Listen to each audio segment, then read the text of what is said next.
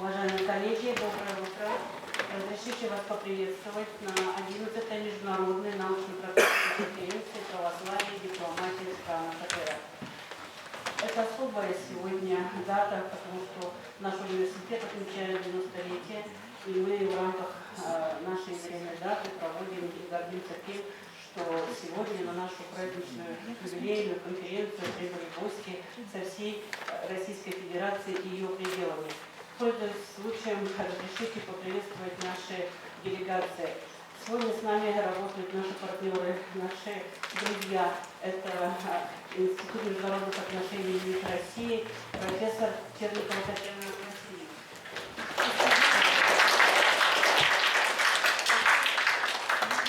Татьяна Васильевна каждый раз на нашей конференции проводит студентов. Сегодня 6 человек, студенты МГИМО, тоже работают с нами. Пожалуйста.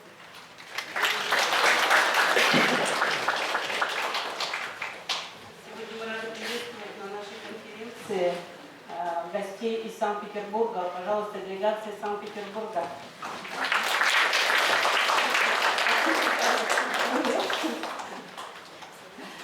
Мы рады приветствовать гостей из Москвы, Красноярска, Иркутска, Дивногорска, наших коллег из Читы, Владивостока, Магадана. Вот такая огромная территория, такая география нашей конференции. Очень надеюсь на то, что мы будем работать сегодня, завтра в Посольске.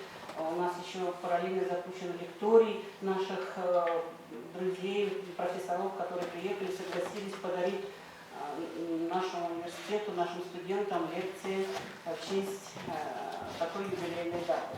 Очень рада тому, что сегодня в нашем зале присутствует очень много студентов наших факультетов. Это исторический факультет, это факультет Восточный, отделение международные отношения, отделение теологии. Это новые направления, которые сегодня включаются в рамки нашей тематики. Чтобы начать нашу конференцию, разрешите, я передам слово для приветствия. Слово для приветствия предоставляется проректору по учебной работе, кандидату технических наук Урмакшиновой Елене Раниславовне.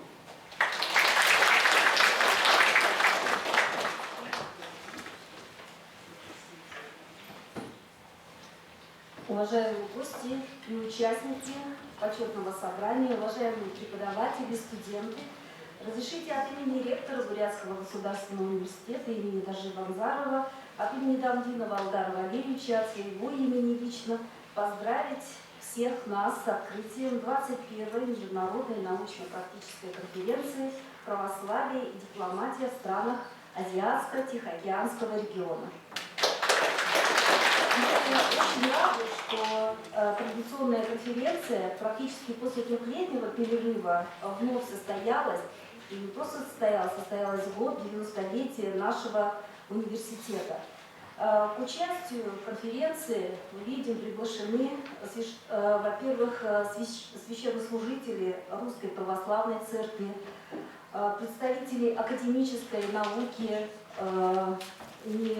России и разных стран, это страны СНГ, представители Китая, Японии, Таиланда, есть представители стран североамериканского континента. Отрадно, что в конференции принимают участие преподаватели вузов нашей России, преподаватели школ и, конечно же, принимают участие активные студенты и аспиранты. Конференцию отличала и отличает всегда многообразный и широкий круг направлений. Здесь будут рассматриваться вопросы и истории православия, и современное состояние церковной дипломатии, и проблемы сохранения культурного наследия Русской Православной Церкви. На конференции будут, конечно же, обсуждаться и вопросы современного религиозного и религиоведческого образования. Следует отметить, что в Бурятском государственном университете в рамках развития религиозного образования была открыта и успешно функционирует кафедра религиоведения и теологии. И здесь у нас реализуется направление бакалавриата теология. И в этом году мы на первый курс приняли 25 студентов-теологов, сделали очень хороший набор. В составлении учебных планов, учебных программ принимали участие как ученые нашего университета, так и священнослужители, которые имеют богословское образование. В нашем университете постоянно расширяется и обновляется библиотечный фонд по истории и культуре православия. Я также хочу отметить, что в Республике Бурятия происходит очень активное взаимодействие между высшей школой и церковью в области научного изучения проблем духовного и светского образования. И в этой связи мне хотелось бы поблагодарить руководство Улан-Удэнской и Бурятской епархии, владыку Иосифа, епископа Северобайкальской епархии, владыку Николая, за подвижнический труд в деле просвещения взрослого населения и, конечно же, молодежи. Университет выражает благодарность правительству Республики Бурятия, вузам-партнерам за содействие в проведении конференции. Конечно же, изучение исторической и духовной культуры православия сегодня носит стратегический характер. И сейчас, когда сложилась непростая социально-политическая ситуация, особую актуальность приобретает призыв Русской Православной Церкви к сохранению духовно-нравственных ориентиров. Нынешняя конференция посвящена глобальным проблемам и вызовам времени, осмыслению опыта межрелигиозного и межкультурного диалога. Надеюсь, что обсуждение этих важных проблем внесет свой вклад в успешное решение многих актуальных вопросов. Еще раз от всей души я хочу приветствовать всех участников конференции и желаю всем плодотворной и интересной работы. Спасибо.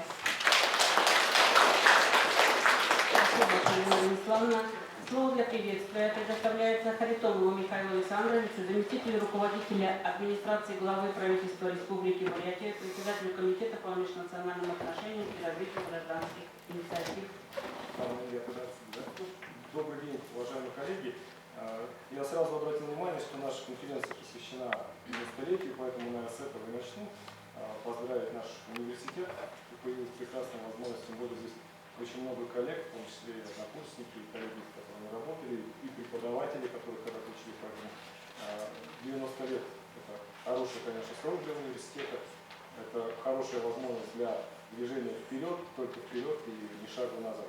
Я буквально 2 недели назад здесь только в зале присутствовала на конференции, которая была тоже с историческим таким аспектом про Петра Первого, но которую организовывали уже юристы наши. Мне было интересно, когда они рассказывали как раз введение о сути конференции, какую статистику привели о том, что сколько наших выпускников работает в Следственном комитете, в МВД, в прокуратуре и так далее, и так далее. И я вот так думаю, вот, наверное, мы бы тоже в рамках этой конференции могли подвести какие-то итоги и сказать, сколько среди выпускников исторического факультета есть в том числе и священников. Как это ни странно звучит, да, но мы понимаем прекрасно, что этот факт существует, человек получит историческое образование, выбирает путь служения религии. Поэтому, конечно, вот история религии, вообще духовное начало, да, истории, они всегда как-то рядышком стоят, да. И мы прекрасно понимаем, что сегодня историк это не тот человек, который просто констатирует факты о том, что было в исторических реалиях, да, он дает этому оценку, да, а от этой оценки зависит очень-очень многое. В том числе и духовное состояние человека, да, его духовные начала, его понимание истории своей страны и каких-то моральных ценностей. Поэтому, конечно, наверное, историк сегодня очень близок по духу к представителям наших религиозных конфессий. Пусть это как-то странно и по-новому звучит, но мы живем именно в этих современных реалиях. Потому что если историки нам не дадут правильное понимание истории своей страны, нашего пути, то, наверное, как говорится, нам будет очень и очень сложно. Вот тема нашей конференции, когда она возникала, конечно, в первую очередь, вот владыка Николай тоже был инициатором первых конференций, наверное, вспомнит о том, что когда мы начинали изучать, в первую очередь, наверное, деятельность миссионеров, духовных миссий. И вот слово «духовная миссия» тогда представлялось фактически как такой простой факт, который как-то естественный, духовная миссия. Сейчас, вот посмотрите, как это ни странно, да, в мире вообще, понятие духовной миссии, оно уже исчезает. На смену приходит понятие, ну вот на скидку, которое скажете нам все, особенно дипломаты, да, миротворческие миссии. Когда уже конфликт, когда уже война, когда уже нужно успокаивать, да, когда уже нет никакой духовности, нет никакой взаимовыручки, понимания и так далее, и так далее. Поэтому, конечно, наверное, мы должны вновь и вновь говорить о тех практиках, о тех духовных миссиях, о том опыте работы, который нарабатывался не десятилетиями, не столетиями взаимоотношений с странами Азиатско-Тихоокеанского региона. Может быть, даже не напоминать этим странам о том, как мы выстраивали вот эти хорошие, простые человеческие отношения через, казалось бы, вот такую вот не самую простую сферу, когда религиозные конфессии могли уживаться в самых-самых разных толках рядом, да, находить общий язык, и мы прекрасно знаем, что представители нашей духовной миссии не приезжали туда только рассказывать о своей вере, да, в том числе изучали религии этих народов, культуру, традиции, да, пропагандировали в том числе и историю и традиции своей страны. Поэтому на самом деле то, что было тогда под духовной миссией, конечно, это было то, что сейчас мы называем мягкой силой, да, которая как раз лежит в основе очень многих дипломатических отношений. Ну и, конечно, мы понимаем, что вот это духовное начало, оно должно лежать, наверное, очень во многих практиках. Потому что мы сейчас прекрасно знаем, как легко перевернуть страну, мировоззрение. Есть огромное количество ресурсов, которые никакого отношения не имеют ни к религии, ни к истории и так далее, да? А потом у нас возникает в голове очень много неправильных абсолютно и клише, и представлений. А потом мы вообще начинаем друг друга ненавидеть и видеть в этой стране не то, что противника, мы видим в этой стране вообще уже не за человека. Мы прекрасно понимаем, что сейчас мы говорим, наверное, о странах Азиатско-Тихоокеанского региона, с которыми с Россией складываются довольно хорошие отношения, и мы понимаем, что здесь у нас очень много стратегических партнеров и союзников, на которых мы рассчитываем. Но давайте будем откровенны, да, что у нас есть силы, которые также обращают внимание на эти страны, и на сегодняшний момент, если мы не будем работать, продолжать работать в этом направлении, то не исключено, что у нас появятся страны, которыми мы огромное количество вложили ресурсов человеческих, экономических, да, дипломатических, окажутся вдруг в среде наших недоброжелателей. Поэтому, конечно, работать и работать нам еще много предстоит, и при этом мы прекрасно понимаем, что мы не можем эту работу возложить на одних дипломатов и сказать, что этим ребятам платят деньги, они специально обучены, и они все эти вопросы отрегулируют. Потому что дипломатия – это огромный спектр вопросов, в том числе и народную дипломатию, дипломатию религиозную и так далее, и так далее. Поэтому, конечно, мы когда сегодня с вами говорим о православии и дипломатии, мы понимаем здесь, что это не только история, но это еще и будущее нашей страны. Еще раз всех поздравляю с началом конференции и понимаю, что наша конференция не зря научно-практическая, поэтому, конечно, когда мы говорим о науке, мы все еще подразумеваем практику. Спасибо. Разрешите представить слово для приветствия владыке Николаю епископу Северобайкальскому.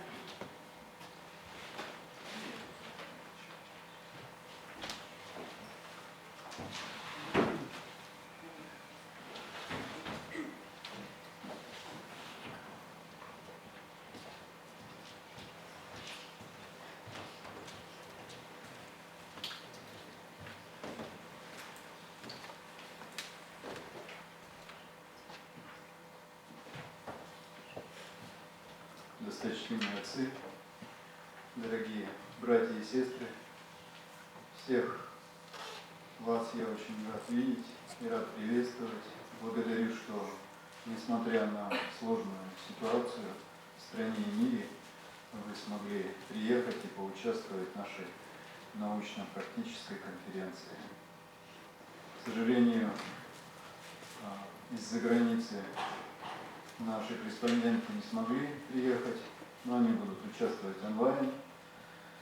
И наша конференция, она первый раз была организована в 2003 году, то есть в следующем году будет 20 лет, как мы собираем священнослужителей, ученых, политиков, преподавателей, студентов.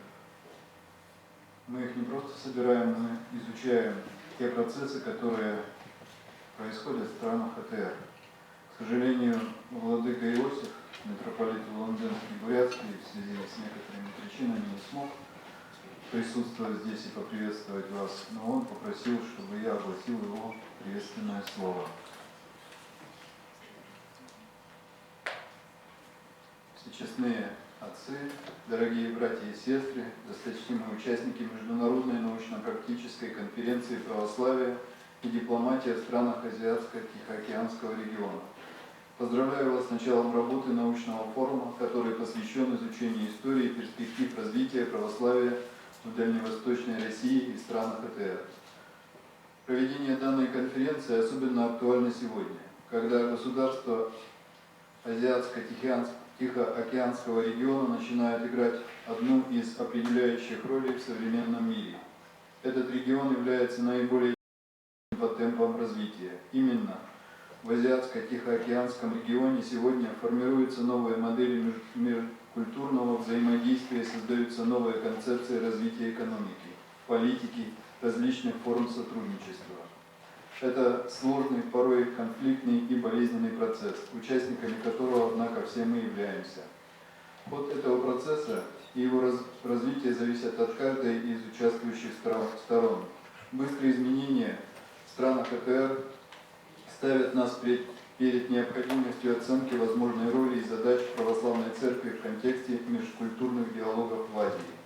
И поэтому в данных условиях поиск языка общения Запада и Востока приобретает жизненно важное значение.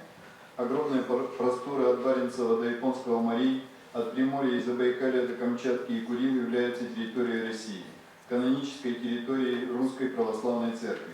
Исторически православие на Дальнем Востоке всегда было связано именно с Русской Православной Церковью.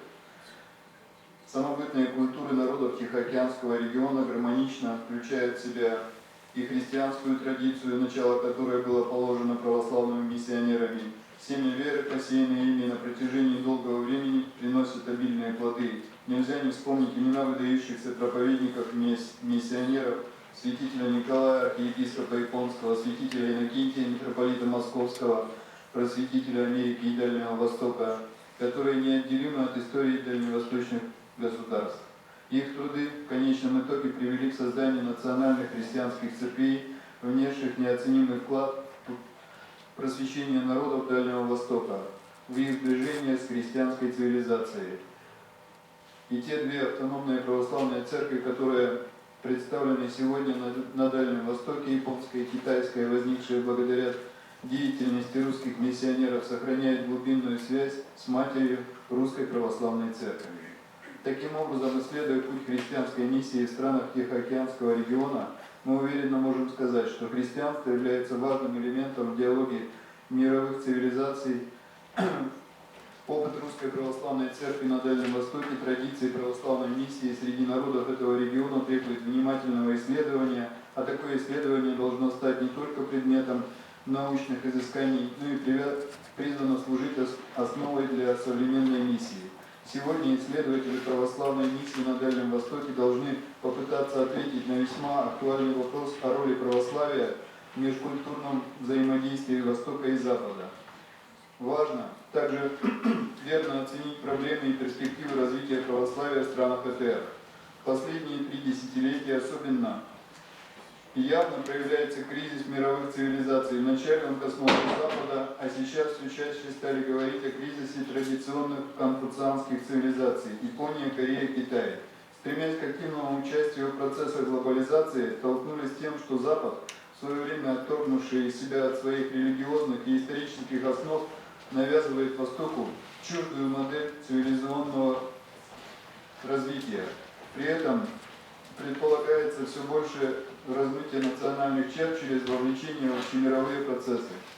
С другой стороны, причины кризиса можно объяснить и отходом традиционных восточноазиатских обществ от собственных ценностей. Традиционные общества Японии, Кореи, отчасти Китая, идущие по пути секуляризации, быстро теряют собственную культурную идентичность и вместе с ней традиционную систему ценностей.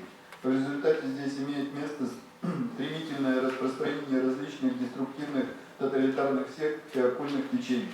Причина Восприятие в Восточной Азии современных либеральных ценностей западной цивилизации ошибочно понимаемых как христианские идеалы.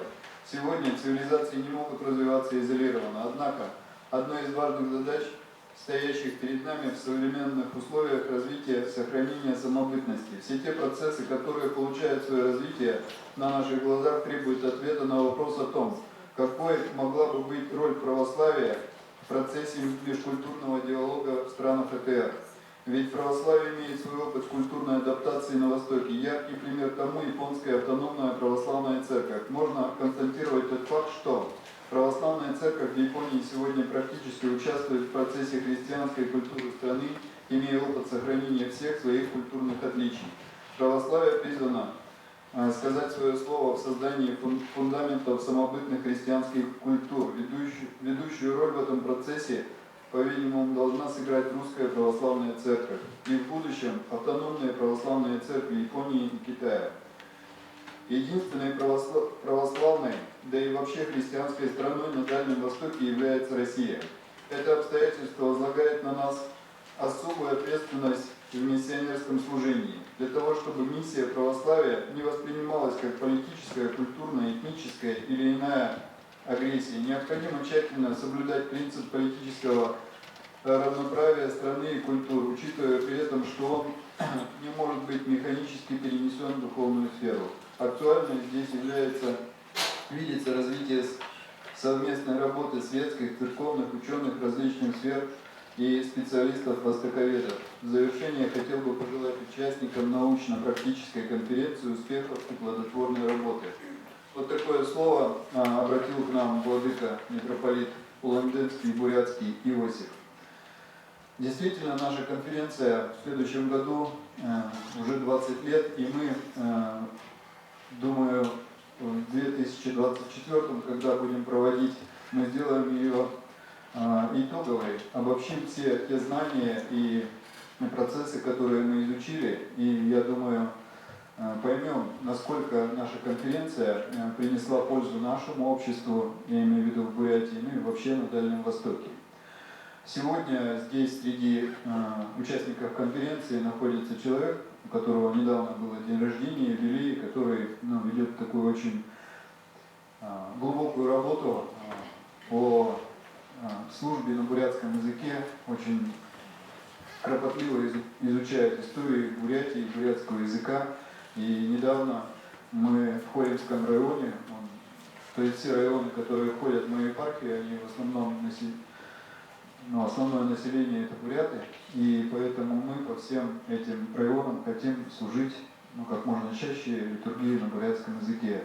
И я бы хотел в начале нашей конференции наградить этого человека, отец Евгений Старцев.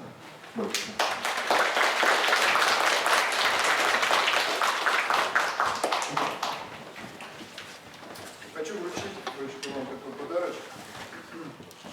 Храни вас Бог на многие благие годы. Аксиус.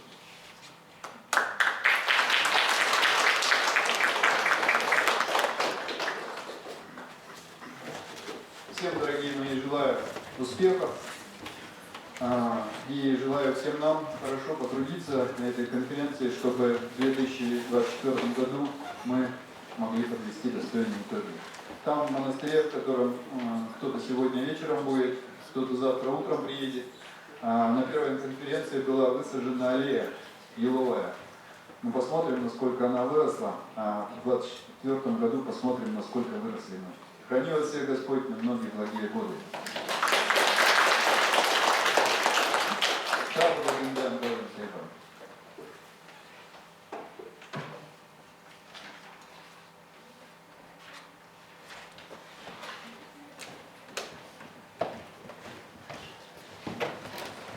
Спасибо огромное, владыка. Слово для приветствия предоставляется представителю Министерства иностранных дел России в городе Улан-Удэ Пономаревой Александре Ивановне.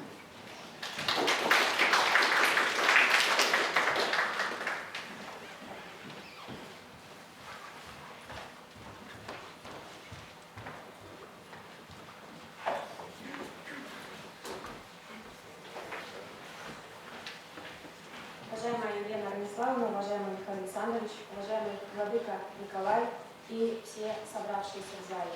Рада приветствовать всех от имени представительства Министерства иностранных дел Российской Федерации в городе Улан-Удэ, всех участников традиционной международной конференции «Православие и дипломатия в странах АТР». Сегодняшняя конференция приурочена к 90-летию Бурятского госуниверситета, поэтому я еще раз хотела бы поздравить руководство вуза в лице вас, Елена Станиславовна, весь профессорско-преподавательский состав студентов и собравшихся участников конференции с этой знаменательной датой. Хочу отметить, что для Министерства иностранных дел Российской Федерации этот год тоже является торжественным. Он проходит под знаком 220-летия со дня придания статусу внешнеполитического ведомства страны, статуса министерства. В 1802 году по указу императора Александра I было учреждено Министерство иностранных дел. До этого оно функционировало в статусе коллегии по иностранным делам, а еще раньше, как известно, в статусе посольского приказа. Поэтому для нас этот год тоже является юбилейным. Сотрудничество МИД России и Русской Православной Церкви является одной из самых давних и глубоких традиций отечественной дипломатии. Православие оказало огромное влияние на становление российской государственности, формирование многонациональной культуры, мировоззрения и самосознания российского народа. Подвижники русского православия, направлявшиеся с миссионерской миссией за рубеж, не только продвигали позиции русского языка и культуры, в том числе за счет церковно-приходских школ за рубежом, но и способствовали сплочению русского мира, взаимному налаживанию отношений между государствами. Здесь я полностью согласна с предыдущими спикерами, с Михаилом Александровичем, который именно это подчеркнул. Ведь не зря есть такой термин, как церковная дипломатия. Есть немало ярких личностей, которые своим трудом, своей деятельностью наглядно характеризуют созидательную духовную работу Русской Православной Церкви на дипломатическом поприще. В наше время МИД России и Русская Православная Церковь тесно взаимодействуют в деле защиты духовных и культурных прав российских соотечественников за рубежом, укрепления нравственности, нравственного измерения международных отношений и борьбы с любыми проявлениями расизма, ксенофобии, нетерпимости, попытками расколоть мир по религиозному, этническому или цивилизационному признакам. При МИД России создан механизм сотрудничества с руководством РПЦ и других основных конфессий нашей страны, который позволяет в полной мере обсуждать актуальные сюжеты международной повестки дня, представляющие взаимный интерес. Уважаемые участники конференции, сегодня действительно как никогда востребована консолидация усилий всех, кто способен внести реальный вклад в оздоровление напряженной ситуации в мире. Требуется консолидация общества, его сплочение вокруг таких неприходящих духовных ориентиров, которые всегда отстаивал православие, как высокие идеалы мира и согласия, правды и справедливости, добра и милосердия. На сегодняшнюю конференцию вынесены содержательные доклады по самому широкому спектру заявленной темы православие и дипломатия в странах АТР.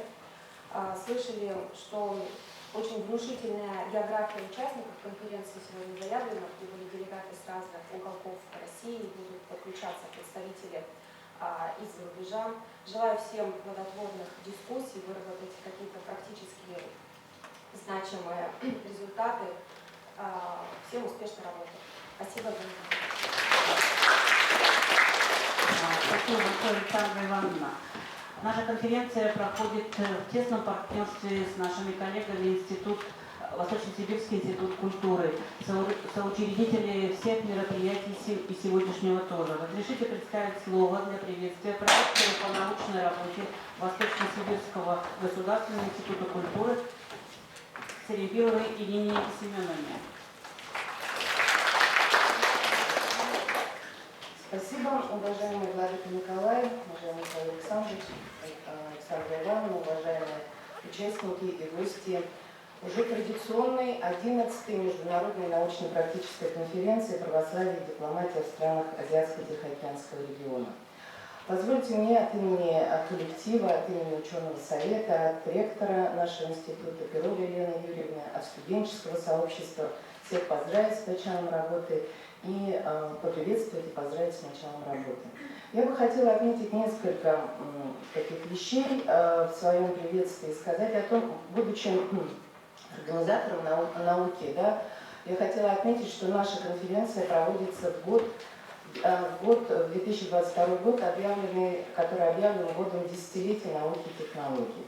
Я хотела бы отметить, что конференция проводится в год 90-летия Бурятского государственного университета, и не могу не присоединиться к словам поздравления своей родной альма-матер и пожелать плодотворных успехов, благодарных студентов, замечательных проектов на последующие годы. Также я хотела отметить, что 2022 год – это объявлен Россией годом культурного наследия народов России.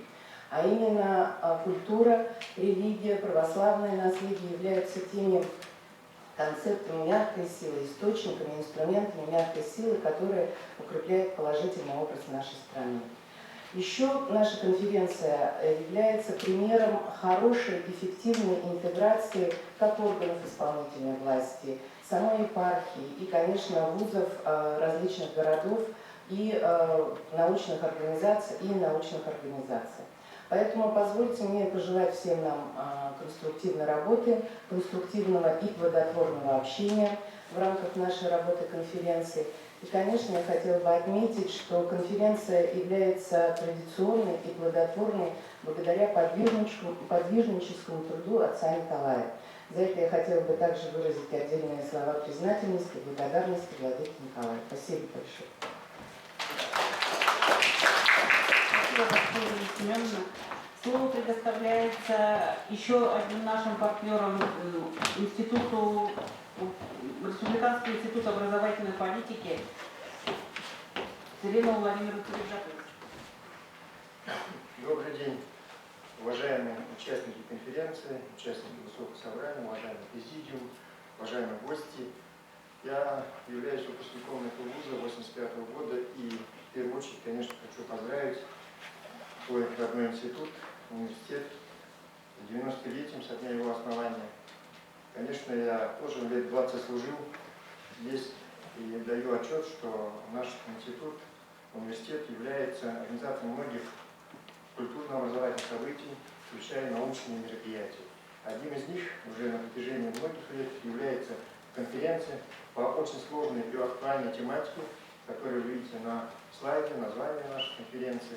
И, к великому счастью, мы имеем возможность принимать определенное участие в его проведении без шума и борьбы. Бурятия является многонациональным и многоконфессиональным образованием по составу населения. Этнический состав у нас такой. Поэтому за многие годы совместного проживания выработана, собственно, народная дипломатия, выстраивание отношений в виде разных мировоззрений, разных образов мышления, целью мирного сосуществования. Такое сопроживание жителей республики действительно предмет нашей гордости и условий для развития нашей республики. Данное обстоятельство дает определенную надежду на позитивное будущее с учетом сложившейся ситуации в обществе. Сегодня отечественное образование, как и, впрочем, все наше общество, находится на этапе серьезного осмысления не только вектора будущего развития, но и анализа причин существующих противоречий, носящих сущностный характер. Я не буду это расшифровывать, комментировать, наверное, все это вы прекрасно понимаете. Однозначно можно сказать, что перспективы развития системы образования всего российского общества должны опираться на традиции, традиционно-аксиологические установки, истории и культуру народов России. Учитывая данный контекст, можно предположить, что поиск пути развития образования, его важного аспекта воспитания должна стать опорой на традиционной религиозной конфессии, в том числе православной культуры. Сотрудничество системы образования Республики Бурятия с православной церковью, с нашей метрополией имеет много точек взаимодействия и соучастия. Приведу пример. Введение религиозного компонента программы обучения в начальной школе в комплексе обязательного курса РКС 2009 года как пилотного проекта. Введение во всех школах обязательный курс с 1 сентября 2012 года. То есть уже 10 лет мы в образовательных программах, наших учебных планах школы реализуем эти программы. Сегодня, по прошествии более 10 лет, можно проанализировать некоторые аспекты ведения данных курсов в программу обучения детей начальной школы. Вот позволю некоторую статистику. За 2020 год в Республике Бурятия в 473 школах изучается предмет ОРКС. Это практически где-то более 80%. Общее количество обучающихся и изучающих этот предмет составляет 15 088 человек. Основу мировых и религиозных культур изучает 3280 школьников, основу светской этики 11047 человек, основу православной культуры 400 школьников, основу буддийской культуры 420. Я просто привожу данные статистики. Согласно сведениям, количество преподавателей, реализующих курс ОРГСЭ в школах республики, составляет 669 человек. Из них учителей начальной школы 614 человек, включая одного представителя православной конфессии. Прошли повышение квалификации в течение последних 3 лет 460 педагогов по дополнительной профессиональной программе повышения квалификации. Актуальный вопрос преподавания данного курса. Еще один курс, предмет «Основы духовно-нравственной культуры народа России», направлен на трансляцию основ культурной традиции православия в школьную среду. Вот мы, временно исполняющий министр образования, принимали участие в Москве конференции как раз по этой тематике, и мы еще раз акцентируем внимание на том, что сегодня, особенно в процессе реализации программы воспитания школьников, необходимо вводить темы, программы, наверное, содержание, включая должно в том числе такие вопросы. Нельзя еще раз не отметить примеры тесного сотрудничества нашего института с департаментами структурами Бурятской метрополии по вопросам воспитания детей и молодежи. Ну, к ним мы можем отнести всероссийский конкурс за нравственный подвиг учителя по инициативе Московского патриархата. В этом конкурсе члена нашей республики принимает уже много лет участия, и мы благодарим нашу епархию за то, что она является одним из идеологов и организаторов этого мероприятия. На рождественских чтениях, ставших традиционными за последние годы, значительная часть педагогов Бурятии выступает и делится своим практическим опытом с детьми. На сайте нашего института в разделе «Педагогический дайджест» опубликуется информация в разделе «Материалы, чтения». Проводятся различные конкурсы на муниципальном уровне. Например, районный конкурс профессионального мастерства «Открытый урок по РТС». Это в наших районах проводили мы. На сайте Международного пресс-центра России сегодня учителя школы региона обсуждают вопросы реализации этих программ по данным курсам ОРГСЭ от ДКНР. Организация участия в 12-м общероссийской олимпиаде школьников в рамках предметов области ОРГСЭ от ДКНР для 4 класса. Образовательная организация муниципальных образований республики в рамках реализации плана воспитательной работы проводит мероприятия для обучающих дней традиционных праздников народов, проживающих на территории районов нашей республики. Ну, такие как Рождество, Сагалун, Бардор и другие.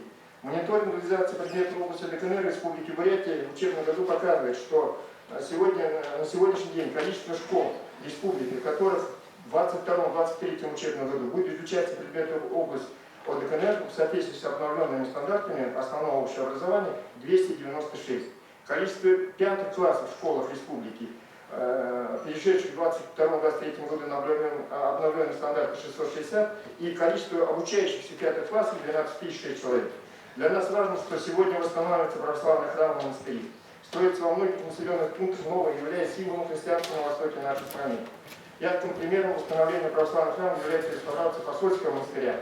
Стены храма находились в неприглядном виде, характеризуя общее состояние отношения общества к религии. Сегодня храм восстановлен, и наша общая задача, чтобы деятельность способствовала изменению в душах, мыслях людей, отразилась на поступках наших детей. Количество церквей, конечно, можно увеличить, безусловно, но при этом надо, наверное, параллельно, синхронно думать о том, чтобы изменить сознание наших людей, которое в первую очередь выражается в наших поступках и действиях. Исследователи отмечают, что если мы пытаемся через религию с прерванной в советское время преемственностью говорить о традициях, культурных нормах и ценностях, то обнаруживается, что общество к этому не всегда восприимчиво. В результате вы получаете получают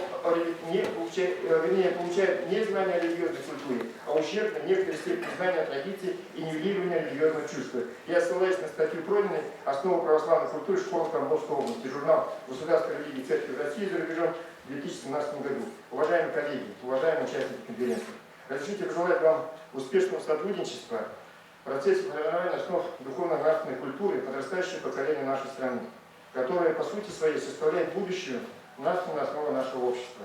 Всем нам продуктивное общение, выработки подходов, на основе которых можно выстраивать совместную работу. Всем творческой работы, хорошей атмосферы. Спасибо большое. Спасибо огромное. Поблагодарить директора Бриловку Владимира Жаковича за тот вклад и сотрудничество с учительским сообществом. Нашему университету это вдвойне важно. Мы благодаря сотрудничеству двух вузов собираем огромное количество учителей и работаем по методике преподавания разных дисциплин, которые очень актуальны в районах нашей территории и даже выходим за пределы в Иркутскую область и Забайкальский край. Уважаемые коллеги, сегодня в нашей конференции принимает 46 участников. Это официальные доклады, которые присутствуют сегодня здесь. И 27 человек, которые присоединятся к нам на площадке Zoom. Вот такая огромная работа нас ждет. А сейчас разрешите, чтобы перейти к официальным докладам пленарного заседания. Прошу владыку Николая нас прочитать молитву. Дорогие мои в православном мире, все начинается с молитвы, поэтому попрошу всех.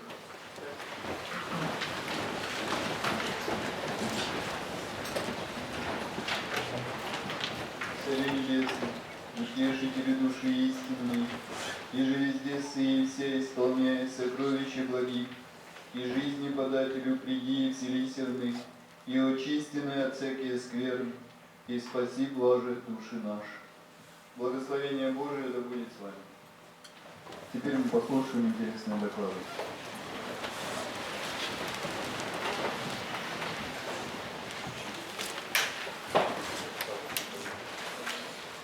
Слово для доклада предоставляется Черниковой Татьяне Васильевне, доктору исторических наук, профессору, заместитель заведующей кафедрой всемирной отечественной истории МГИМО.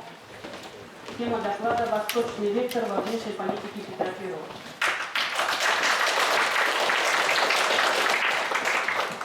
Уважаемые коллеги, я от имени нашего университета тоже приветствую всех здесь.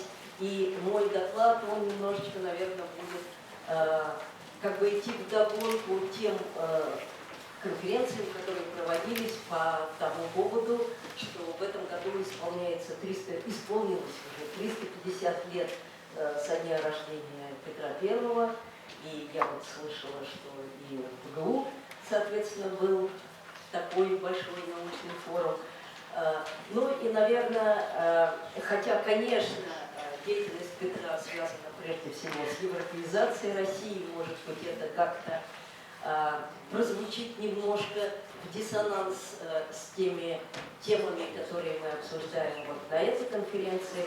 Однако я думаю, что никогда не надо отбрасывать то лучшее, что наработано не только нашей цивилизациями Востока, но и, конечно, европейской культурой, которой, как я думаю, принадлежит наша страна, поэтому не надо резко переписывать нашу историю, построить какую-то другую концепцию. В общем-то, чувство меры Россия всегда позиционировала себя как наследница Рима, Третий Рим, да? Но известная римская поговорка говорит о том, что чувство меры – это самое главное качество и политика, и ученого, и вообще гражданина. Ну, естественно, главная деятельность Петра связана с европейским направлением и Северной войной. Собственно, победа в этой Северной войне сделала Россию великой европейской державой, вела ее в круг держав, которые вообще в какой-то степени определяли миропорядок, начиная с XVIII века. Но переосмысление европейского опыта во многом, в общем-то, диктовало и те задачи, которые Петр I пытался реализовать на Востоке, включая и, так сказать, продвижение в Сибирь и в сторону Дальнего Востока. Ну вот, собственно, в этой таком векторе не главным, естественно, для петровской политики, но очень важным по тем последствиям, которые потом были и в конце XVIII и XIX веке, я и хочу поговорить. Ну, Петр, задумываясь о вот таком могуществе западных стран, правильно совершенно уловил, что одной из причин модернизации экономики и богатства, собственно, Европы, которая позволила и создать военную силу Европы, является внешняя торговля. И в частности торговля восточными товарами, которая приносила наибольшие прибыли этим странам. И вот по мере того, как на полях Северной войны, в общем-то, ситуация складывалась уже в пользу России, Петр вдруг задумался о создании такого глобального проекта, я бы даже сказала, Это не проект, а мечта Петра, потому что Петр был личностью очень противоречивой, как вы знаете, и ему было свойственно так летать, в общем-то, под облаками, планировать какие-то удивительные вещи, которые потом, конечно, не реализовывались, были очень трудозатратны. Вообще Петровская эпоха – это эпоха, наверное, одной из самых больших, противоречивых по последствиям даже. Блестящие тактические победы не всегда воплощались потом в стратегические победы, ну а с точки зрения издержек, которые понесло население страны, особенно потери людей, а не только материальных средств, тут, конечно, Петровской эпохи во многом равных нет. Но так или иначе, вот у него появилась такая мечта, а нельзя ли, используя протяженность России и обладание Сибирью, превратить Россию в такой золотой мост между Востоком и Западом, по которому пойдут восточные товары и в саму Россию, и внешняя торговля станет коренным таким тоже драйвером экономического развития России, обеспечит дальнейшую ее военную мощь. И вот в этой своей мечте, причем он хотел здесь не только переключить на европейскую территорию, в частности сибирскую территорию, направление движения караванных путей, которые, в общем-то, шли по великому пути Шелковому и ориентировались дальше на средиземноморские турецкие портовые города, но, в общем-то, где-то переконкурировать морскую торговлю европейцев, сделать Россию вот именно перекрестком цивилизации, перекрестком экономической такой деятельности мира того времени. И однажды он даже бросил такую фразу, причем в беседе с Минихом, которого нанял на русскую службу для того, чтобы начать строительство каналов, шлюзов, которые все моря и все реки, которые текут по России, соединят в некую единую часть. И вот Петр говорит: я надеюсь при жизни, заметьте, конечно, мечта не осуществилась, что я, выйдя водой из Петербурга, остановлюсь в Москве, а закончу свое путешествие в Индии, где-нибудь на берегах Инда.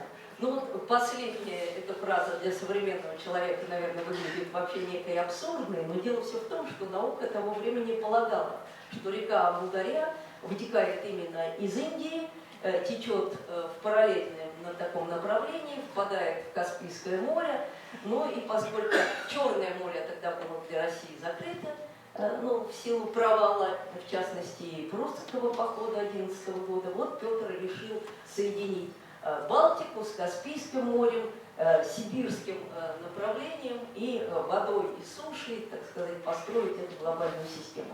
Но как все время бывало у Петра, кроме вот такой глобальной идеи, у него была и прагматическая часть. А прагматическая часть заключалась в том, что до Петра дошли слухи, что в Средней Азии, в той самой Амур-реке, имеются золотые пески, и, в общем, неплохо было бы их, так сказать, взять под контроль до России для того, чтобы вечно пребывающие в бюджете на фоне Северной войны казна государева, в общем-то, пополнилась. И вот, начиная с 2014 года, выстраивается целый вектор внешней политики, связанный с сибирским направлением, с сибирской такой большой экспедицией с одной стороны, и с миссией Бековича-Черкасского, который со стороны восточного Каспия должен был двигаться в сторону Средней Азии, в частности Бухарского эмирата и Хидинского ханства, вот к этой самой Амур-реке. Причем собирали не только слухи и народные предания, но и пытались, так сказать, разведать по двум вопросам, есть ли действительно эти золотые прииски там, и куда вообще-то впадает Амур-река, да, Амударья. И вот сибирский губернатор Матвей Гагарин, он даже направлял двух таких полупослов, полуторговцев, полуразведчиков в сторону Бухары и Хивы.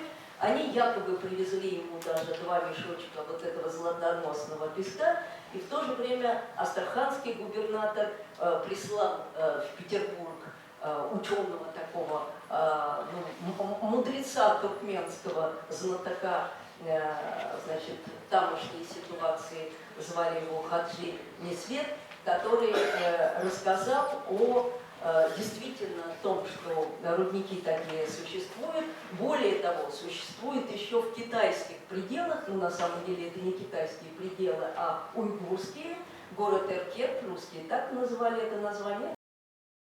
Когда-то говорили о том, что это вообще бриллиант в Улусе Чагатая, где тоже накоплено большое количество и существуют золотые эти самые рудники. И вот, собственно, сибирская во многом часть проекта Петра была связана, чтобы со стороны Сибири как-то обезопасить границу, проникнуть в эти владения Китая.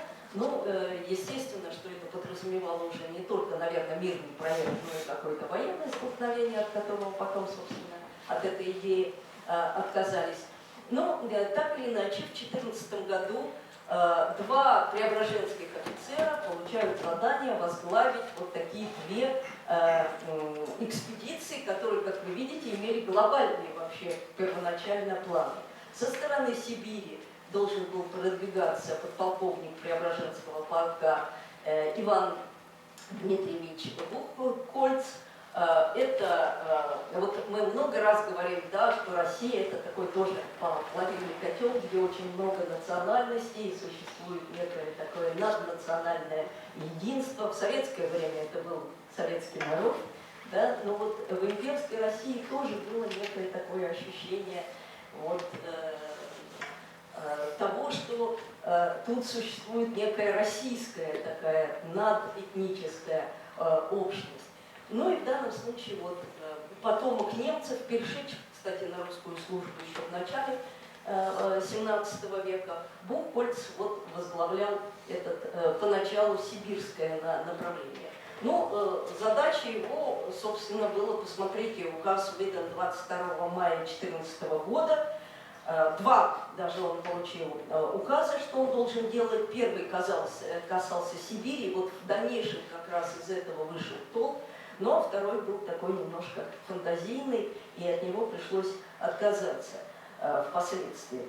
Но указ Петра предполагал, что, двигаясь вверх по Иртышу, Бухгольц должен построить 5 крепостей, причем места их уже определил сам Петр и даже придумал им названия. Омская, Железинская, Ямышевская, Семипалатинская, Усть-Каменогорская. Это все территории, которые, кроме Омской крепости, предполагалось построить на земле Джурджении. Джурдженское ханство было одной из самых тогда воинственных и, в общем-то, досаждало всем, не только России, но и казахским жузам, Китаю, среднеазиатским государствам. Поэтому здесь предполагалось прежде всего продвинуть границу Сибири далеко на восток и на юго-восток, и, соответственно, вот обеспечив такой сибирский коридор, двигаться дальше вот, в сторону этого предполагаемого золота, в том числе и в китайские владения. Ну, как раз миссия Бухгольца, как это ни странно, есть такая поговорка, да, первый блин комом, вот она получилась именно такой, хотя от нее, в отличие от миссии Бековича-Черкасского, потом не отказывались. Уже где-то к осени, то ли в ноябре, то ли в октябре 2015 года, собственно, Бухгольц, обладая отрядом всего 2932 человека, причем большая часть была выделена именно сибиряками. Сибирский губернатор Матвей Гагарин, 1500 драгун и казаков с солдатами выделил для этой экспедиции, а, собственно, европейская часть вот самой делегации Бухгольца состояла из 7 преображенских солдат, 1 сержанта, 5 московских офицеров и самого Бухгольца. То есть 15 человек во главе с подполковником вот прибыли в Тобольск, и дальше именно сибиряки, причем не только из Тобольска, но и Тары, Томска, собирали тут буквально вот людей поштучно. Прибилось к ним вдобавок еще 600 местных купцов, со своими дощаниками, и вот люди двинулись в путь. Ну вот основанная около соленого Ямышевского озера крепость уже в феврале была атакована джурдженскими войсками. Цевен Рабдан, это главный хан Джурджении, он русским предложил немедленно, так сказать, убраться отсюда, срыть эту крепость и вернуться в Освояси. К несчастью, в отличие от Бековича Черкасского, вот сам Бухгольц не обладал дипломатическими способностями, и поэтому, когда, вот забегая вперед, скажу, другие уже, в частности, Семеновский майор Лихарев занимался вот этой сибирской частью нашего продвижения на юго-восток, они как раз могли договориться с джурджениями, напирая на то, что их миссия в основном, так сказать, мирная, они исследуют, куда течет Иртыш, они исследуют, где можно найти металлические руды и поделиться, кстати, с джурджениями этой информацией. И как раз потом удавалось договариваться, если не с самим ханом Джурджением, то вот с местными правителями, и все эти 5 крепостей появятся. Но вот первая часть экспедиции кончилась, в общем-то, провалом. К апрелю месяцу не столько от боев с джурджениями, потому что вот как раз российская армия при Петре, впитав в себе европейское военное искусство, превосходила намного, конечно, средневековые восточные вот эти армии. И как раз еще раз нам доказывает, что отказываться от опыта, который связан с развитием технологий, науки, военного искусства, наверное, в общем-то, не нужно. Потому что не всегда попытка вариться только в собственном котле может привести к положительным результатам. Но так или иначе, от боев как раз Бухгольц очень мало потерял людей, а вот от голода, ужасной пищи, ужасных условий из своих почти 3000 человек он потерял 2500. И ясно, что удерживать эту крепость было невозможно. Тут он опять-таки вступил в переговоры, сказал, что мы срываем эту крепость и уходим, и, возвращаясь уже в российские пределы, как раз основал город Омск, в том месте, где Иртыш в 500 метрах протекает от реки Оми. Был отозван в Петербург, отдан под суд за провал этой самой своей экспедиции, но, однако, суд его оправдал, сказав, что с такими силами, которые ему были выделены, в общем-то, осуществить столь грандиозный поход было совершенно невозможно. И вот остальные уже другие офицеры, которые отвечали за это дело, как я уже сказала, они больше ориентировались на дипломатию, и было построено не только 5 вот этих крепостей, которые в Петровском указе значилось, но также линия была продлена, оборонная, сдвинутая в сторону вот уже юго-востока, вплоть до китайских пределов. И офицеры, которые эту линию, так сказать, обустраивали уже и в послепетровское время, убедили российское правительство, что с Китаем не нужно, наверное, проводить какой-то новый период такой военной эскалации. В этом плане правительство Софьи и Голицына была права, что организовала, собственно, Нерчинский договор, при котором мы тогда отказались от завоевания Таурии, спорной во многом территории. И главный упор было сделано на развитие торговли, собственно, как Петр Тавий хотел, но только не глобальной такой мифической торговли, а торговли с Китаем. Тем более, собственно, Китай среди европейских государств интересовался только русскими мехами и, соответственно, венецианским стеклом и венецианскими зеркалами, больше ничего не покупал. И вот, благодаря тому, что граница была обустроена, сдвинута, удалось уже во времена Анны Иоанновны, Елизаветы Петровны не только принять в состав России как под протекторат и как вассалов младший и старший, и средний, прошу прощения, джуз казахский, сделать этот регион союзным, но и организовать те знаменитые караванные пути, по которым началась регулярная караванная торговля России с Китаем, причем благодаря, опять-таки, вот обустройству сибирской границы, если первоначально караваны шли 4 года туда и обратно, то уже под конец Петровского времени они ходили другой, более короткой дорогой на Нерчинск, а не через Монголию от Сибири. И за 2 года, в общем, этот путь проходили. Я думаю, коллеги будут тут, наверное, рассказывать, что была одновременно организована и православная миссия в Пекине, собственно, что, кстати, тоже очень радовало российское правительство, всячески старались поддержать это начинание как такое духовно-культурное влияние, которое как раз вот мирные какие-то взаимодействия с Китаем должно было обуславливать.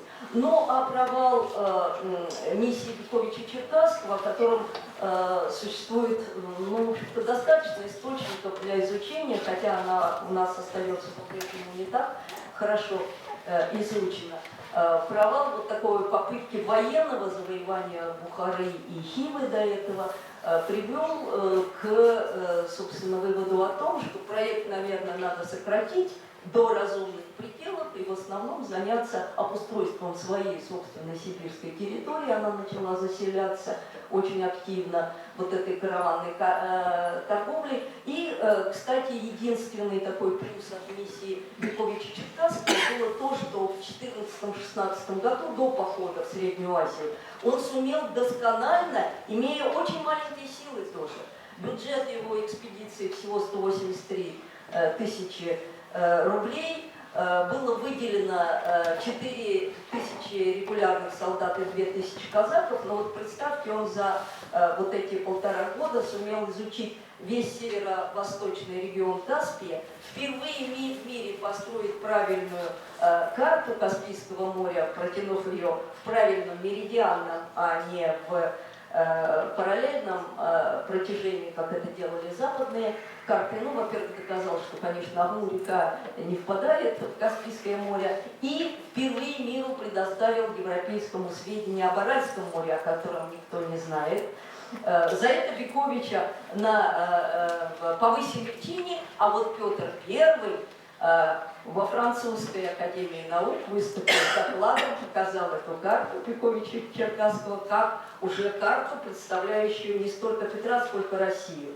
Ну и Россия в лице Петра была принята действительным членом, то есть академиком. Петр стал Французской академией наук. Спасибо большое за внимание.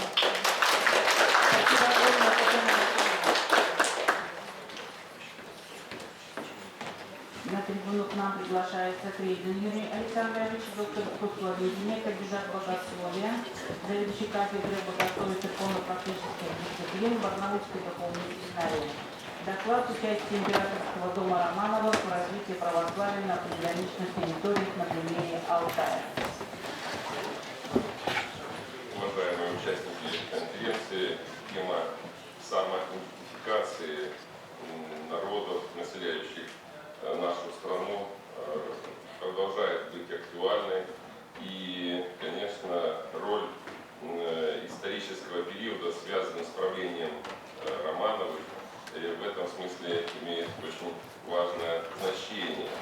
И, но тем не менее, на мой взгляд, хотя и немало историков обращается к этой теме, к правлению дома Романовых, тем не менее, многие аспекты пока еще остаются в тени научных исследований. Позвольте мне некий обзор сделать о том, какова была не столько политика, не хочется мне так это говорить, дома правящей династии, а сколько меры, которые принимались императорами по отношению к развитию православия в Сибири. Начало этому процессу положено было еще в XVI веке. Служивые люди шли в Сибирь, строили остроги, охраняли границы, создавали опорные пункты для дальнейшего продвижения на восток. Ну и, естественно, для того, чтобы содержать, обеспечивать продуктами питания служивых и казаков, необходимо было переселять в Сибирь и крестьян. Ну и таким образом постепенно формировалась среда, которая, конечно, нужно было, из русских переселенцев, которую нужно было духовно окормлять. И вот в начале 17 века, в 1620 году, образовывается первая сибирская епархия Русской Православной Церкви. Это было сделано первым русским царем династии Романовых Михаилом Федоровичем на Московском соборе, еще раз повторю, в 1620 году. Ну а титул был такой: архиепископ Сибирский и Тобольский. К 1667 году размеры этой епархии достигли уже таких больших пределов, что на Большом Московском очередном соборе эта епархия была преобразована в митрополию. Уже, конечно, повышен в значительной степени ее статус. И здесь нужно подчеркнуть, что именно учреждение епархии, потом митрополия, в значительной степени способствовало организации церковной жизни за Уралом. Уже тогда, конечно, появлялись и новокрещенные, и коренные народы, так или иначе соприкасаясь с русским православным населением, проявляли интерес в некоторых случаях к православию. И политика, религиозная политика среди вот этих покоренных народов Сибири с самого начала практически носила ненасильственный характер. Это очень важно. Причем это было определено уже в самом начале, на заре этого процесса. Вот, в частности, в 1625 году царь Михаил Федорович и патриарх Филарет указывает архиепископу Макарию следующий такой наказ: и всякими обычаями, как возможно, татар к себе приучайте и приводите их по крещению с любовью, а страхом и жесточью к крещению никак не приводите. Вот таким образом было сформулировано некое направление о том, каким образом проповедовать и распространять православие среди народов Сибири. С тем завязалась некоторая дискуссия в этом плане. Да, с одной стороны, не проявлять жестокость, ну а с другой стороны, неоднократно бывали случаи, когда язычники, народцы, иногда мусульмане, пытались прибегать к православию, к принятию крещения, решать свои проблемы взаимоотношений с законом и так далее, потому что это могли быть и беглые преступники и так далее, и так далее. И Макарий в ответ пишет свои тезисы и указывает на то, что а в правилах, где апостольских и отеческих писано, велено принимать во крещение вольных людей, чтобы ни от смерти, ни от беды, ни от напасти, для того, что примет крещение и причащение, да опять заворовал обусурманиться. То есть церковь, с другой стороны, ставила вопрос о том, что не стоит и принимать к крещению инородцев без достаточной религиозной подготовки. И поэтому иногда были даже такие случаи, вплоть до конфликтов, когда, допустим, местные священники отказывали в крещении инородцев местным воеводам. Государство, тем не менее, старалось мотивировать этот процесс, и некоторые были экономические меры уже тогда вводились. В частности, новокрещенные освобождались от уплаты ЕСК. Однако тут сразу нужно подчеркнуть, что освобождаясь от инородческого ЕСК, этого сбора, новокрещенный уже получал другой статус и подпадал под другие государственные повинности. Поэтому отчасти это было вроде бы стимулирующими мерами, но не всегда это было полноценно. А вот возможность жить среди православных оседлых поселениях, вот это, может быть, даже более интересный был способ, потому что нередко в условиях сибирских кочевникам было выживать достаточно трудно, а среди оседлого поселения, среди русских поселений это было делать гораздо легче. Другим фактором поддержки православия это была борьба со старообрядчеством, потому что мы знаем, немало старообрядцев шло в Сибирь, но здесь правительство каким образом пыталось сдерживать развитие старообрядческой формы в Сибири религиозной. Это запрет старообрядцам строить часовни, храмы, а мотивировалось это тем, что жители местные вполне могут ходить в ближайшие храмы. Хотя, конечно, в Сибири слово «ближайшее» это было очень весьма таким растяжимым понятием.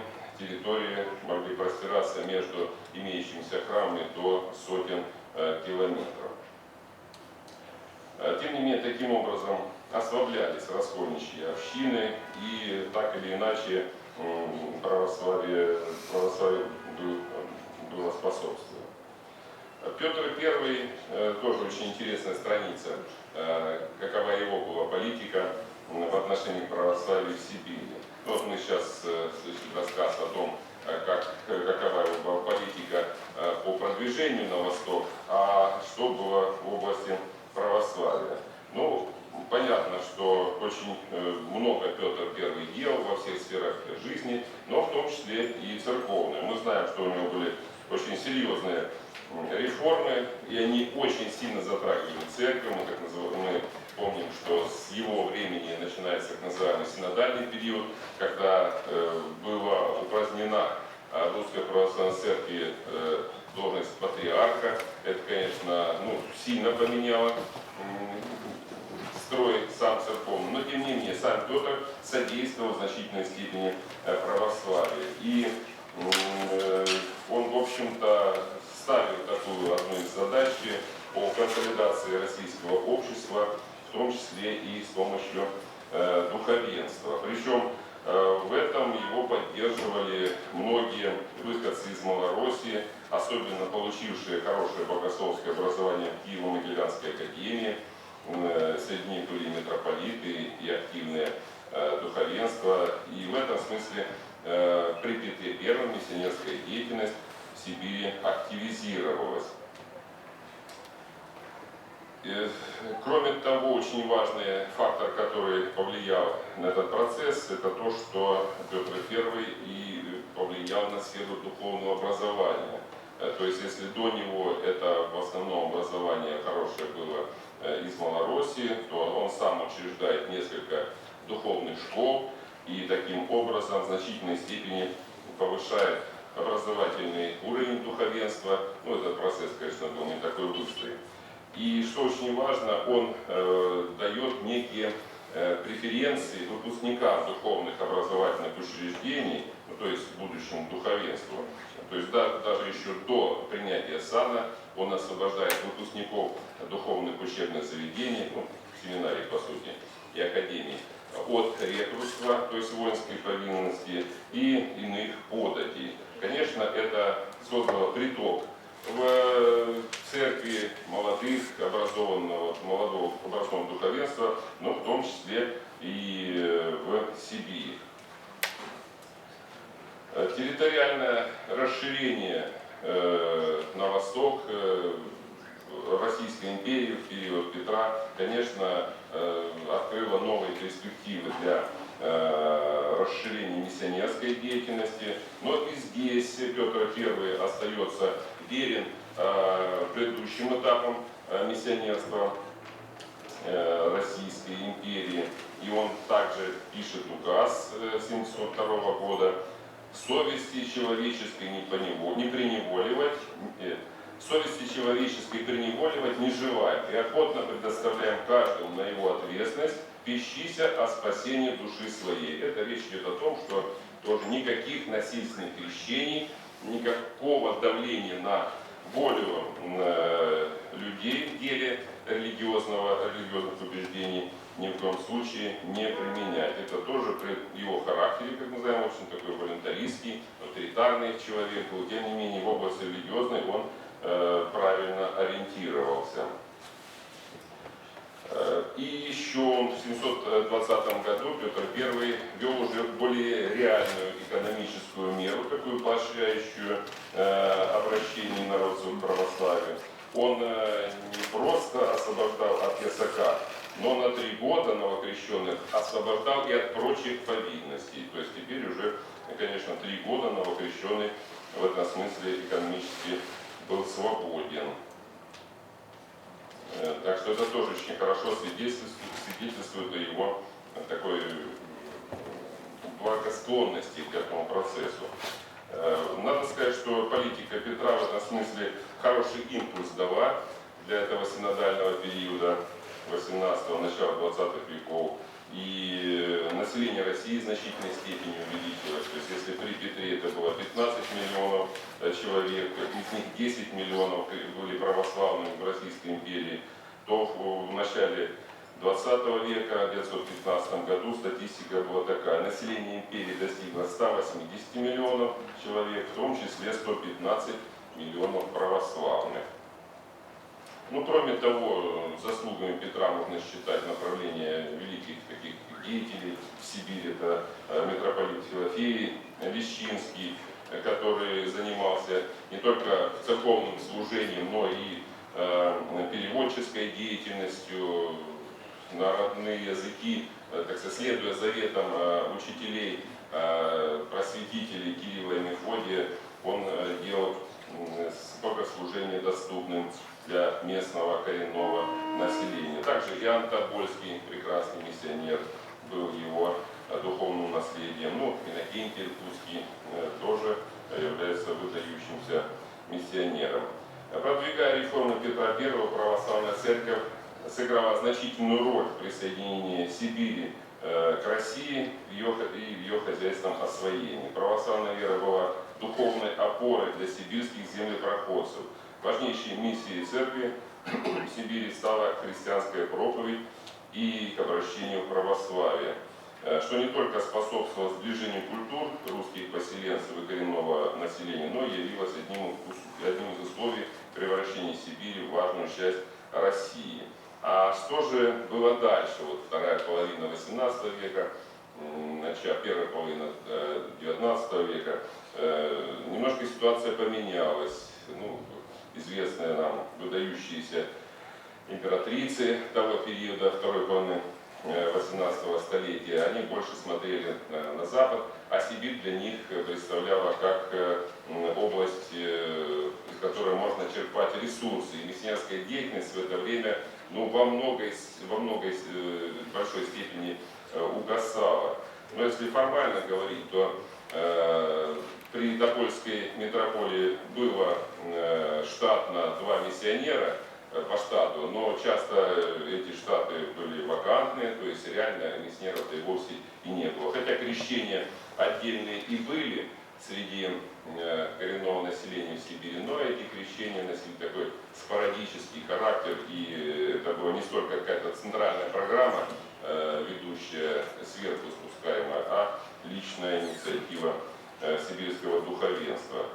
И только лишь к концу 3-го десятилетия 19 века государство вновь обратило внимание свое на необходимость миссии. В 1828 году Синод постановил: в тех частях государства, где жительствуют народы, не познавшие христианство или по обращении недовольно воном утвержденные и наставленные, учреждать особых миссионеров.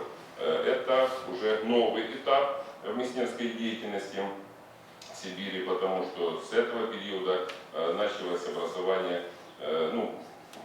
идея Синода заключалась в том, чтобы миссионеров просто учреждать и содержать за счет консистории. А по сути, что отдельные миссионеры, они очень мало какой-то могут результат достичь. Более эффективный способ был это учреждение уже непосредственно миссий, духовных миссий в Сибири. Но надо сказать, что и этот процесс во многом был инициирован на местах, то есть очень много зависело от конкретной личности. Ну, в частности, в 1830 году на Алтай приехал архимандрит Макарий Глухарев. Он, по сути, сам инициировал создание не просто вот ведение какой-то миссионерской деятельности, но и создание определенной миссионерской структуры. То есть его деятельность была такая программная.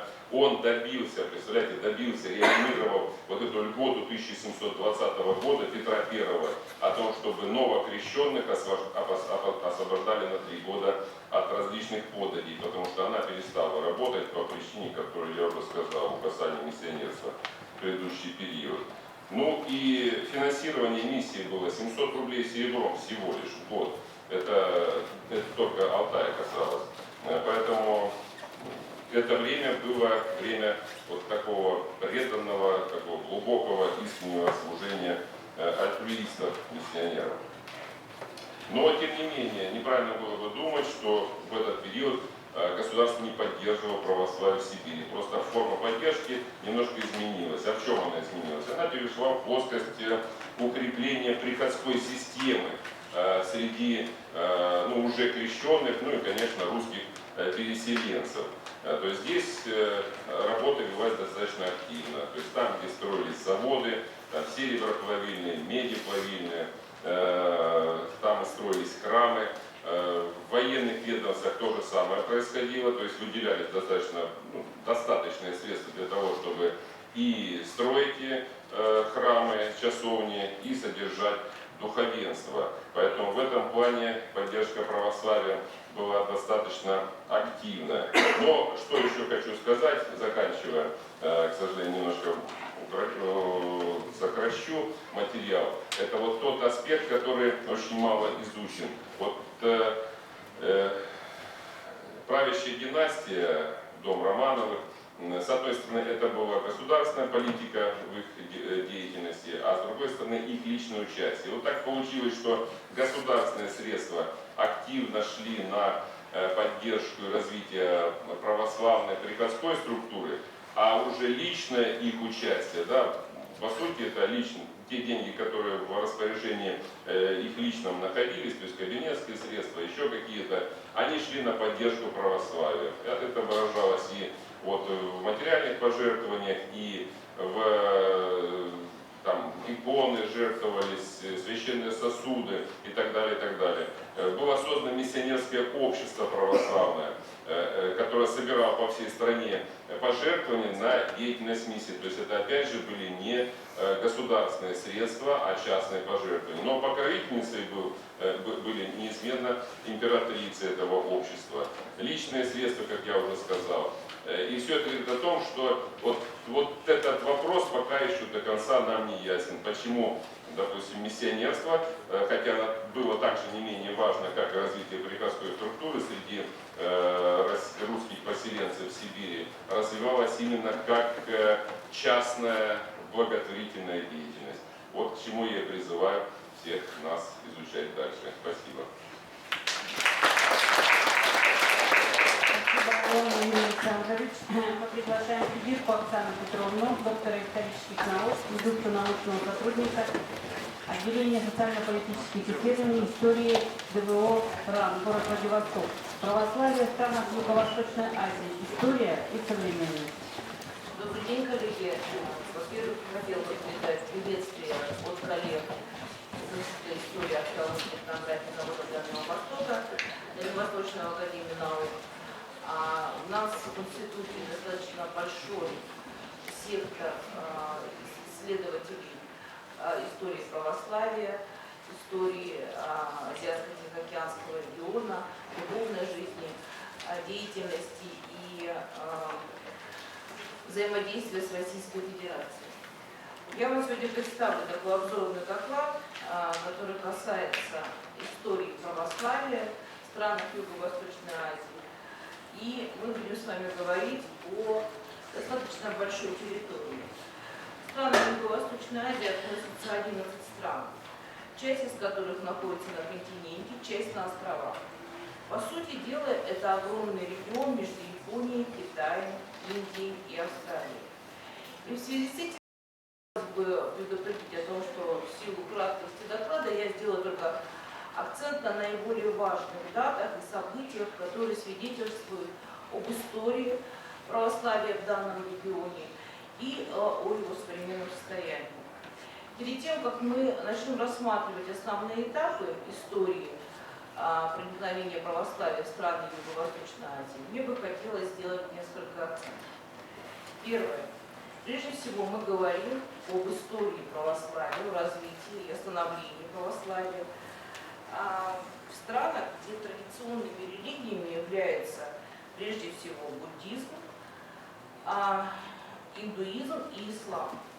Это наложило серьезный отпечаток на те процессы, которые были связаны с развитием православия в этих регионах. Второй момент, который мне хотелось сказать. На основе всего исторического опыта мы сделали вывод о том, что распространение православия в этом регионе связано с миграционными потоками русскоговорящего населения и компактного проживания, в том числе и временного, применительно к современному периоду, русскоязычного населения в этих странах. И третий момент, который мне хотелось бы сразу обозначить, когда мы говорим об истории распространения православия в данном регионе, мы говорим о деятельности Русской Православной Церкви за рубежом, других патриархатов Русской Православной Церкви и в самый поздний период о деятельности Русской Православной Церкви Московского Патриархата.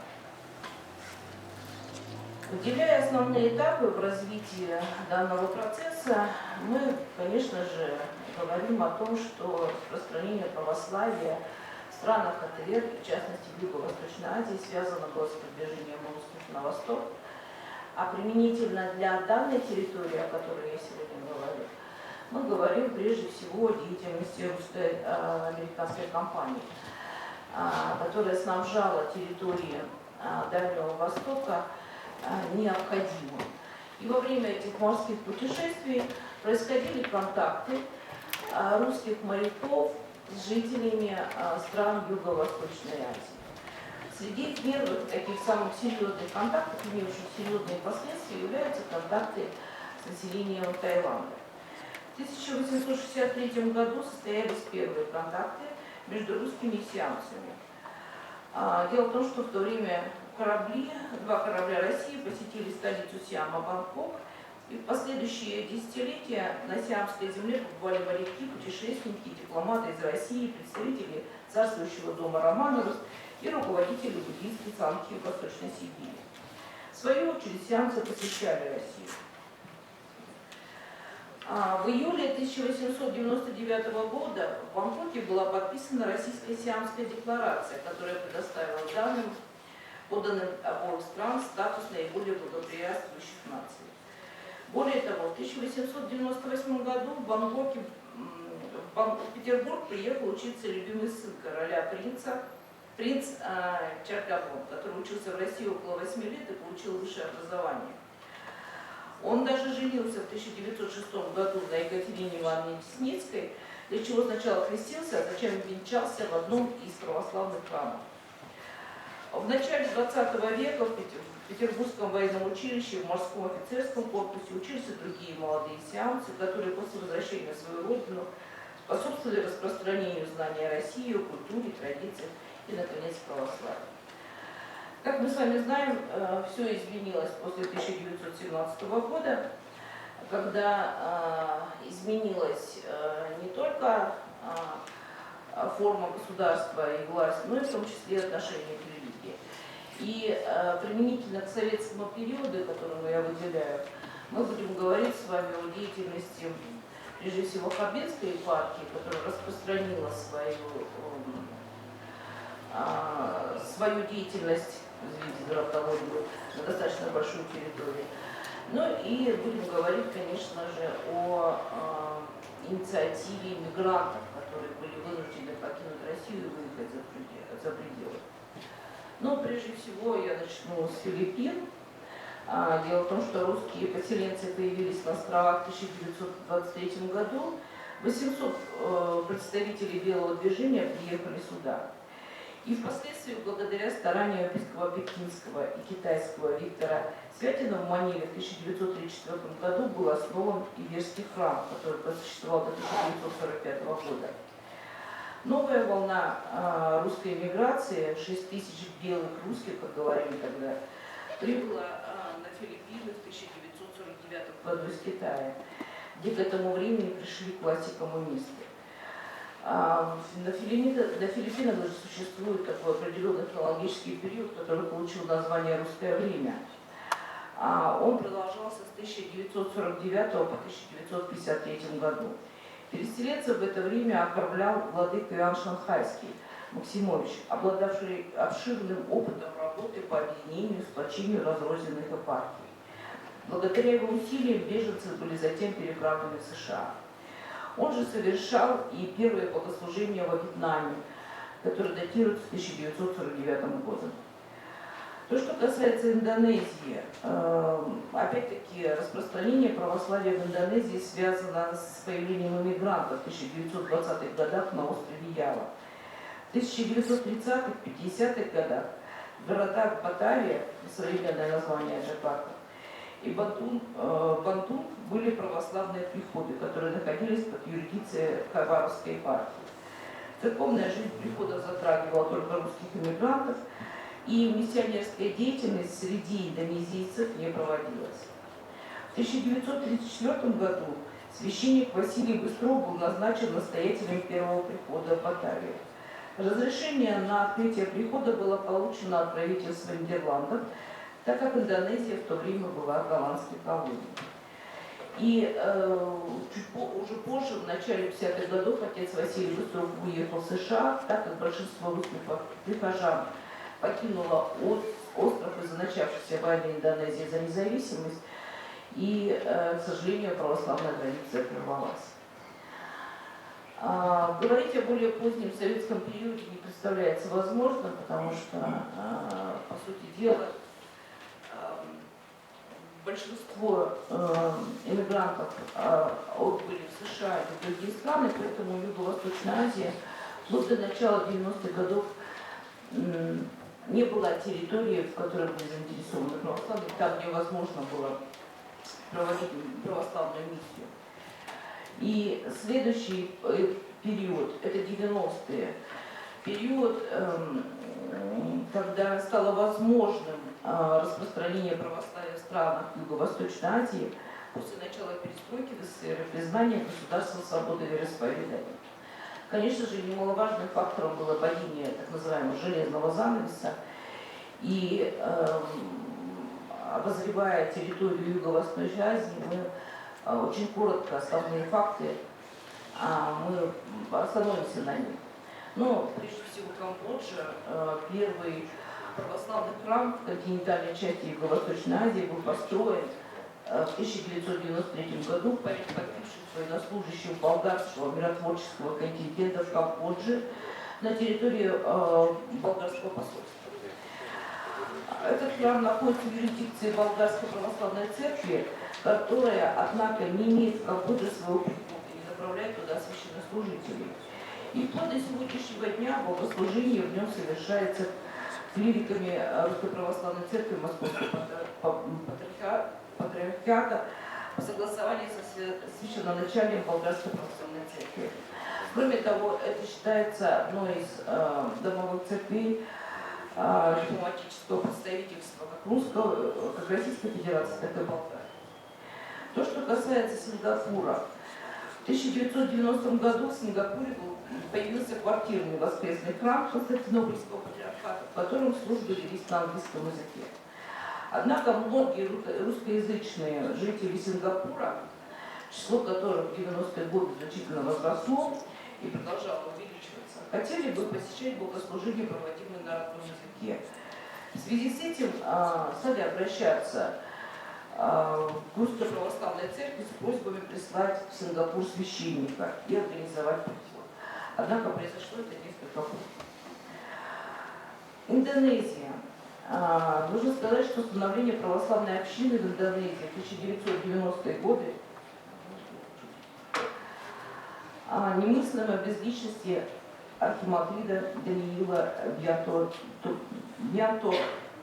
Индонезиец, родившийся в мусульманской семье, он принял крещение в голландской реформаторской протестантской и христианской церкви, после чего проходил обучение в евангельской протестантской духовной семинарии в Сеуле. Там он познакомился с многочисленными течениями христианства. В 1983 году он познакомился с книгой «Православная церковь» и понял, что нашел свою религию. Позже он вернулся на остров Ява, и в 1990 году им был открыт первый приход в городе Соло. В 1991 году созданная отцом Даниилом православная община была зарегистрирована под названием Индонезийской православной церкви в рамках Генерального директората христианских конфессий. В 1990-1997 году приходы индонезийской православной миссии подчинялись новозеландской митрополии Константинопольского патриархата. В 1997 году была создана митрополия Гонконга и Юго-Восточной Азии, в видение которой перешла индонезийская православная миссия. Ситуация очень интересная сложилась в Таиланде. С середины 90-х годов все большее количество русских, в основном россиян, по причинам экономического характера оказались за рубежом своего отечества. Некоторые из них обосновались в Таиланде. Кроме того, чуть позже Таиланд становится такой определенной меккой туризма, в который приезжало достаточно много, опять-таки, граждан России. И русская православная церковь, понимая, что достаточно большое количество русских находится в Таиланде, сделала акцент на открытие на территории Таиланда. Но здесь натолкнулись на ряд проблем. Дело в том, что несмотря на то, что инициатива шла снизу, и представители других конфессий были согласны с тем, чтобы зарегистрировать православный приход на территории Таиланда, против отказалась власть. И несмотря на большое количество обращений, в 90-е годы официально зарегистрировать православный приход на территории Таиланда не удалось.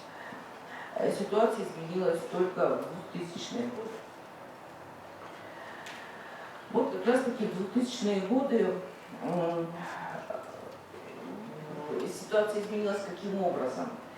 Первично на заседании Священного Синода Русской Православной Церкви в 2001 году было принято решение об открытии в королевстве Таиланд представительства Русской Православной Церкви.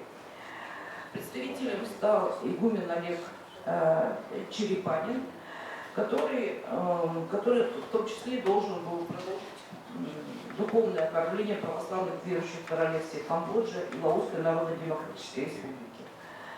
И благодаря деятельности, подвижнической деятельности священнослужителей, эффект был получен. В начале 2008 года таиландские власти, посмотрев многолетнюю деятельность православной общины в Таиланде, признали ее полезной, соответствующей интересам королевства, укрепляющей нравственные и моральные устои общества, и приняли решение о регистрации, официальной регистрации как юридического лица православной общины в Таиланде. И после этого признание жизни православной общины активизировалось. Соседние территории. В Сингапуре 12 октября 2007 года был образован переход в честь Успения Божьей Матери, который был принят в юрисдикцию Русской Православной Церкви. В Индонезии в 2000 году отец Даниил обратился в Московский патриархат с просьбой оказать помощь в становлении православной общины в Индонезии. В результате 6 индонезийцев прошли обучение в русских семинариях. Кроме того, в 2008 году по приглашению индонезийской епархии находилась делегация Русской Православной Церкви и Русской Православной Церкви за рубежом. Это был первый совместный визит иерархов двух частей РПЦ, продемонстрировавших успешное продвижение процесса воссоединения церквей. Кроме того, в ходе этого визита в Джакарте была проведена первая в Азии совместная литургия с участием иерархов двух частей Русской Православной Церкви. Следующий этап. 2010-е годы. С регистрацией Русской Православной Церкви в Таиланде в 2008 году стало возможно открывать приходы по всей стране. И к 2018 году на территории Таиланда их было зарегистрировано 10. Причем в каждом из них были построены постоянные храмы. Кроме того, на острове Пхукет было построено и открыто духовное училище для подготовки православных клириков из коренных жителей Юго-Восточной Азии, пришедших к православию. Кроме того, были открыты 3 прихода в Камбодже. В 2 из них были построены храмы. Предпринимались попытки начать миссионерскую деятельность в Лаосе. С 2014 года стала развиваться миссия Филиппинов, где началось массовое обращение местных жителей в православие. В 2018 году на Филиппинах насчитывалось 16 приходов Московского патриархата, главным образом на острове Минданао. Во Вьетнаме в 2016 году открылась православная община в городе Ханой. В Индонезии в храме Московского патриархата действует столица Джакарты, в городе Субарая и на острове Бали. На эти приходы Русская Православная Церковь посылала священников для того, чтобы не только окормлять русскоговорящих православных прихожан, но и также проводить миссионерскую деятельность по отношению к местным жителям. При этом епархии, принявших даже данные приходы в Юго-Восточной Азии, не было. В октябре 2015 года в Сиануквиле был открыт православный храм во имя святителя Пантелеймона, который, собственно говоря, играл большую роль в развитии православия в Камбодже. В 2018 году Священный Синод Русской Православной Церкви констатировал значительные успехи миссии Русской Православной Церкви в странах Юго-Восточной Азии и пришел к выводу, тому, что необходимо образовать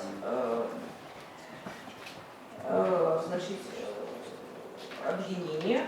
В конечном итоге был образован патриарх Экзархат Юго-Восточной Азии. В него не вошли приходы Русской Православной Церкви за рубежом, и с 2019 года в составе Экзархата образованы 4 епархии. Они представлены у вас на слайде. Но необходимо отметить, что после того, как были образованы эти епархии, после того, когда они начали свою активную деятельность, естественно, при активной поддержке из России, процесс не остановился. На сегодняшний день мы видим ситуацию, когда православие распространяется и за пределы этих епархий, и, видимо, перед Русской Православной Церкви станет вопрос о включении этих территорий, новых территорий в состав патриаршего Экзархата. Так, в марте 2019 года в Мьянме были образована православная община. В августе 2020 года в сферу пасторской ответственности Сингапурской епархии вошли государства Восточный Тимур, Папуа-Новая Гвинея, тем самым расширяя свои территории. Ну и анализируя историю, современное состояние развития православия в Юго-Восточной Азии, мы можем увидеть с вами некий алгоритм деятельности о том, как распространяется православие в этих территориях и в целом, наверное, на тех территориях, где необходимо распространять. Это появление инициативных групп русскоязычного населения, появление первых приходов. Следующий этап – это юридическая регистрация церкви. И следующий этап – это этап, когда в работу приходов включается не только русскоязычное население, но и когда проводится активная миссионерская деятельность среди коренного населения. Конечно, это очень длительный процесс, это очень кропотливый процесс, связанный с местными условиями, но этот процесс идет, и я думаю, что мы будем свидетелями, как этот процесс будет развиваться дальше. Спасибо за внимание. Мы приглашаем к докладу Полянскую Оксану Николаевну, кандидат исторических наук, доцент кафедры всеобщей отечественной истории Брестский государственный университет. Тема доклада «Дневниковое наследие миссионера архимандрита Палладия о Монголии в оценке монголоведа». Добрый день, уважаемые участники конференции. Позвольте поприветствовать вас в нашем университете, пожелать вам всяческих прекрасных впечатлений о нашем регионе. Приезжайте чаще, будем работать вместе. Позвольте вашему вниманию представить небольшой фрагмент, или, так можно сказать, сюжет из истории отечественного монголоведения. Сегодня он связан, вот, как прозвучал доклад, это ледниковое наследие Палладия и в оценке монголоведа позднее. Но сказать, что эта оценка очень, может быть, даже громко, потому что это, в принципе, очень положительный отзыв о дневниковом наследии архимандрита Палладия. Я думаю, что не случайно сегодня вот как раз именно этот сюжет представлен, потому что имя миссионера, известного сынова, еще сегодня прозвучит, и, думаю, неоднократно на нашей конференции, потому что фактически в связи с чем связана формулировка вот такой темы, потому что история отечественного монголоведения, она, в общем-то, имеет в своей такой большой, богатой и разноликой истории как раз вот роль миссионерства в накоплении источниковой базы о восточных народах, значит, анализ историко-культурного наследия народов. И в данном случае вот архимандрит Палладий и Алексей Матвеевич Позднеев, известные ученые тоже с мировым именем, монголовед, они, в общем-то, внесли, можно сказать, свою лепту. И даже не просто внесли, а написали такую яркую страницу своими трудами, которые, в общем-то, актуальны и по сей день и являются источником для изучения Китая и Монголии в том числе. В данном случае речь пойдет как раз о том, что архимандрит Палладий, Кафаров Петр Иванович в миру, да, известный, признанный синод на сегодняшний день, но он одновременно известен как миссионер. Его деятельность тесным образом связана с российской духовной миссией в Пекине.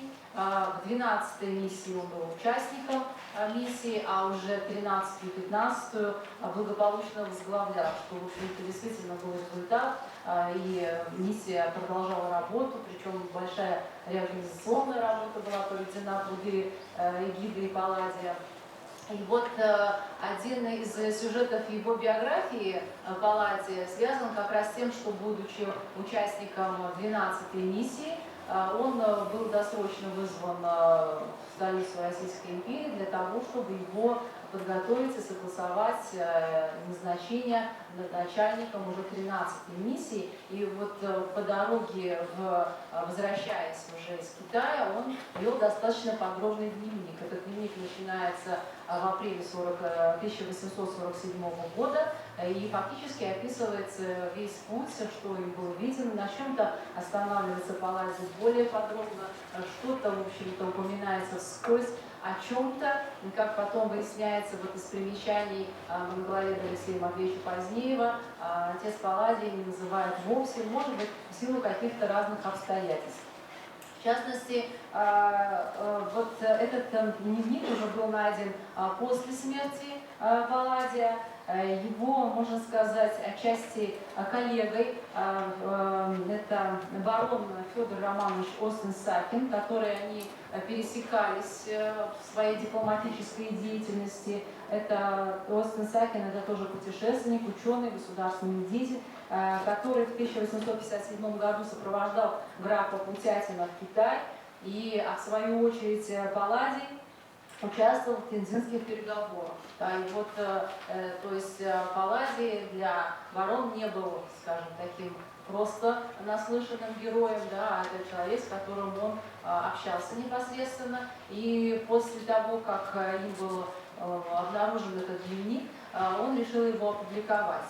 И почему возник, значит, вот некоторые примечания или отзыв Позднеева на дневник Палладия? Потому что из, значит, трактовки материалов и вообще подачи материала видно было о том, что достаточно, скажем, такой критичный в своих оценках Позднеев многих трудов.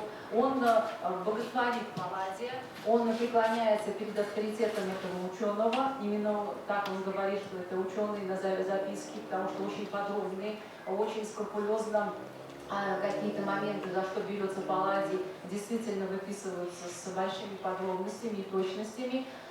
Вот. И почему возникает вообще такая работа?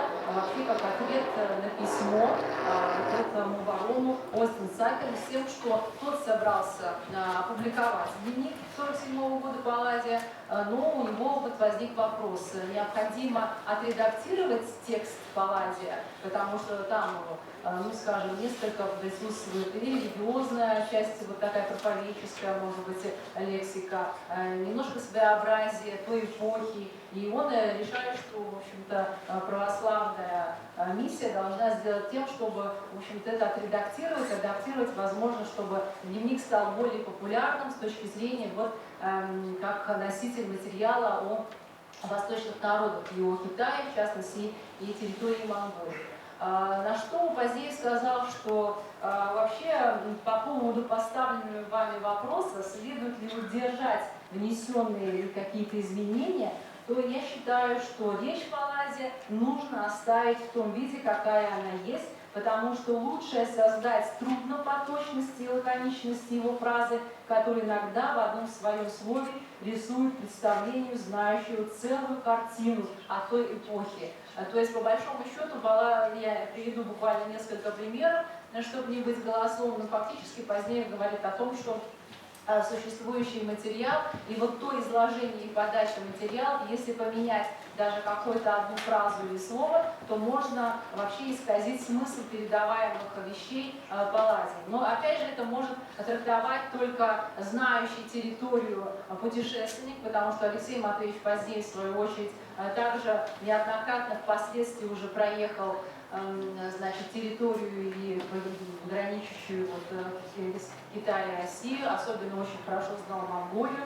И когда он делает ответ вот на этот вопрос, то это уже 1892 год, когда Алексей Матвеевич Поздеев совершил свое первое достаточно длительное путешествие уже по окончании Санкт-Петербургского университета. Это 1876-78 годы.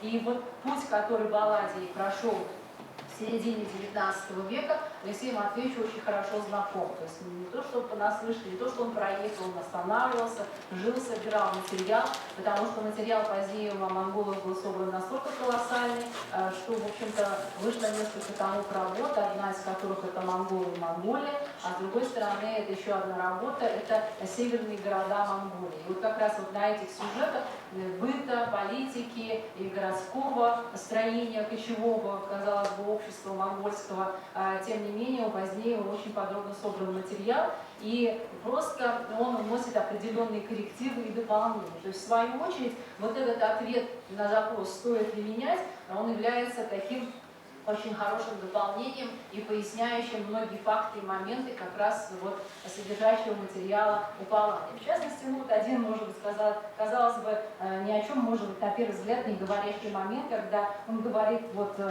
Палладий готовится к отправке, значит, нужно было оплатить лошадей и так далее, и он говорит, вот разослано и роздано, и вот у Палладия написано «разослано», а значит, хотели поменять, в частности, корректоры на «роздано». Он говорит, что по большому счету, казалось бы, это ни о чем, может быть, на первый взгляд не важно, но на самом деле это говорит об отношениях как раз России с Китаем на тот момент. То есть чиновникам, которым можно было, с одной стороны, были моменты, когда необходимо было идти на большой поклон и в ожидании. Мы знаем, что российская духовная миссия очень долго стояла на границах, решая многие вопросы, да, то в отдельных моментах, когда уже более поздний период, роздано, это уже показывает о том, что ситуация в некоторых случаях менялась, может быть, для миссионерской деятельности несколько в лучшую сторону. Это один момент. Затем Поздеев говорит о том, что вот и о городах непосредственно, да, почему-то Палладий не останавливается на как-то очень подробно. Но опять же, это в силу разных обстоятельств. Поздеев впоследствии объясняет, что по большому счету, если города он не описывает, потому что это действительно затрагивает больше времени, но зато у Палладия в дневнике содержится как раз вот о том самом казенном тракте, это Колганско-Урбинская дорога, так называемый тракт, когда, в общем-то, не все миссии, и тем более путешественники, которые осуществляли экспедиции самостоятельно, небольшими составами, они не проходили по этому тракту. И вот это его описание, фактически географические данные, которые приводит Паллади, они имеют огромную ценность. И вот в смысле как раз разбора достаточно такого подробного дневников, будь то это Паллади или Тимковский, который был начальником одной из миссий еще в 20-е годы, затем, по большому счету, вот сам Паллади несколько работ посвятил как раз и значит, венецианцу известному Марко Поло, что требует, с одной стороны, больших знаний, да, но с другой стороны это говорит вот как раз об одной из традиций, в частности, в исторических исследованиях в России, особенно в востоковедении, что по большому счету, проходя одни и те же пути, каждый дневник содержит какой-то другой новый ценный материал. Хотя по большому счету, особенно в первой половине XIX века, путешественники отмечали, ну, скажем, некоторую такую вот неприкосновенность и даже неизменчивость, как они писали, в отдельных местностях ничего не меняется, то есть из дневника в дневника прослеживаются одни и те же факты и сведения, что говорит о достоверности материала с одной стороны, а с другой стороны как раз вот уже, допустим, если проходит определенное количество времени, то идет определенное дополнение, может быть определенный критический анализ. Вот этот важный момент и как бы непосредственная оценка. По большому счету, вот с точки зрения географии, опять же, вот описание тракта позднее в этом смысле говорит о том, что отец Паллади является величайшим географом, потому что он достаточно очень подробно, хотя и не нанося на карты, потом географы уже прошлись по этому пути и сделали соответствующие обозначения на картах, но до этого Палладием как раз были отмечены правильные географические значит, параметры и определенные описания. Также мне хотелось бы здесь в данном случае проговорить такую мысль, что по большому счету Паллади, с одной стороны, синолог, да, и вот монголоведение. Это тоже одна из традиций становления отечественного монголоведения, о том, что синологи сыграли свою существенную роль вот как раз в подготовке источниковой базы. То есть один из таких, наверное, первооснователей в этом смысле является Бичурин Яким, тоже миссионер и начальник ряда миссий российской духовной, который один из первых как раз вот начинает заниматься переводами источников на китайском языке, где содержится материал. Правда, вот опять же, по моменту критики существует, да, то есть, возможно, из-за того, что еще не существовало достаточно материалов, и, в общем-то, отец Яким приводил, в общем-то, все, что ему встречалось на пути, и этим он сам тоже предоставил материал. А вот что касается уже Паллади, это отмечает позднее, и затем сынолог Алексеев уже более позднего времени, что Паллади один из первых, который начинает заниматься уже критическим анализом источников по истории и Китая, и монгольских народов на его территории, и уже проводит анализ. Это вот как раз с точки зрения вклада в науку в целом, востоковедение и в монголоведение в том числе, Паллади именно применение критического анализа источников в переводе с китайского языка. То есть с одной стороны ремонт, а с другой стороны еще и вот такая оценка. Вот это еще один момент. Дальше Паллади и, в частности, позднее говорит о Паллади именно восторженно, хотя делать какие-то некоторые, может быть, поправки. Еще есть Веселовский, это тюрколог известный, он 19 века, он тоже критически относится ко многим моментам, критик прежде всего, да, но, значит, научных изданий, и говорит о том, что, в принципе, как Паллади сделал вот примечание к путешествиям, что говорит о как раз значит, энциклопедическом образовании Палладия. Да? То есть он действительно один из тех, кого в XIX веке называли учеными-энциклопедистами, которые наряду с языком, может быть, с какой-то своей основной направленностью деятельности, они, в общем-то, охватывали необъятное. Да? То есть в данном случае Палладий — это источники, Палладий — это география, Палладий — это этнография и изучение религиозной ситуации в стране и так далее. Вот. Ну и когда, вот важный момент, я тоже сегодня не могу об этом не сказать, когда Палладий составляет примечание к путешествию Марко Поло, то он ссылается на работы Доржи Банзарова. А наш университет носит имя Доржи Банзарова, также признанного ученого в монголоведении, который стоял у истоков научного монголоведения в России, тоже занимался источниками. Его ключевые работы — это вот шаманство у монголов, да, белый месяц, празднование белого месяца у монголов, это по этнографии. И Палладий ссылается на него и, цитируя его, в примечании говорит, что не стоит останавливаться в своей работе, в данном случае, на каких-то конкретных описаниях, потому что Доржи Банзаров об этом много сказал. В частности, очень много внимания уделяет Палладий как раз вот терминологии по шаманизму, то есть чем занимался Доржи Банзаров. Вот. И мне бы хотелось здесь сказать о том, что, в принципе, в год 200-летия Доржи Банзарова, в этом году Доржи Банзарову исполнилось 200 лет, мы отмечали это тоже научным событием в марте месяце этого года. Вот. И хотелось бы сказать о том, что, в принципе, Палладий из Татарстана, Доржи Банзаров из Бурятии фактически почти стартовали одинаково, да, то есть это практически современники. Палладий немного старше, там 4 с небольшим года, да, 1817 года рождения, Доржи Банзаров 1822. Но по большому счету, что называется, снизу, благодаря своей активности, инициативе, целеустремленности, служению науке, может быть, каким-то призванным идеалам и так далее, они, в общем-то, стали теми именами, о которых мы сегодня говорим. И существует небольшая публикация, к сожалению, я вот ее не смогла найти, она называется «Казанские и петербургские встречи Палладия с Доржи Банзаровым».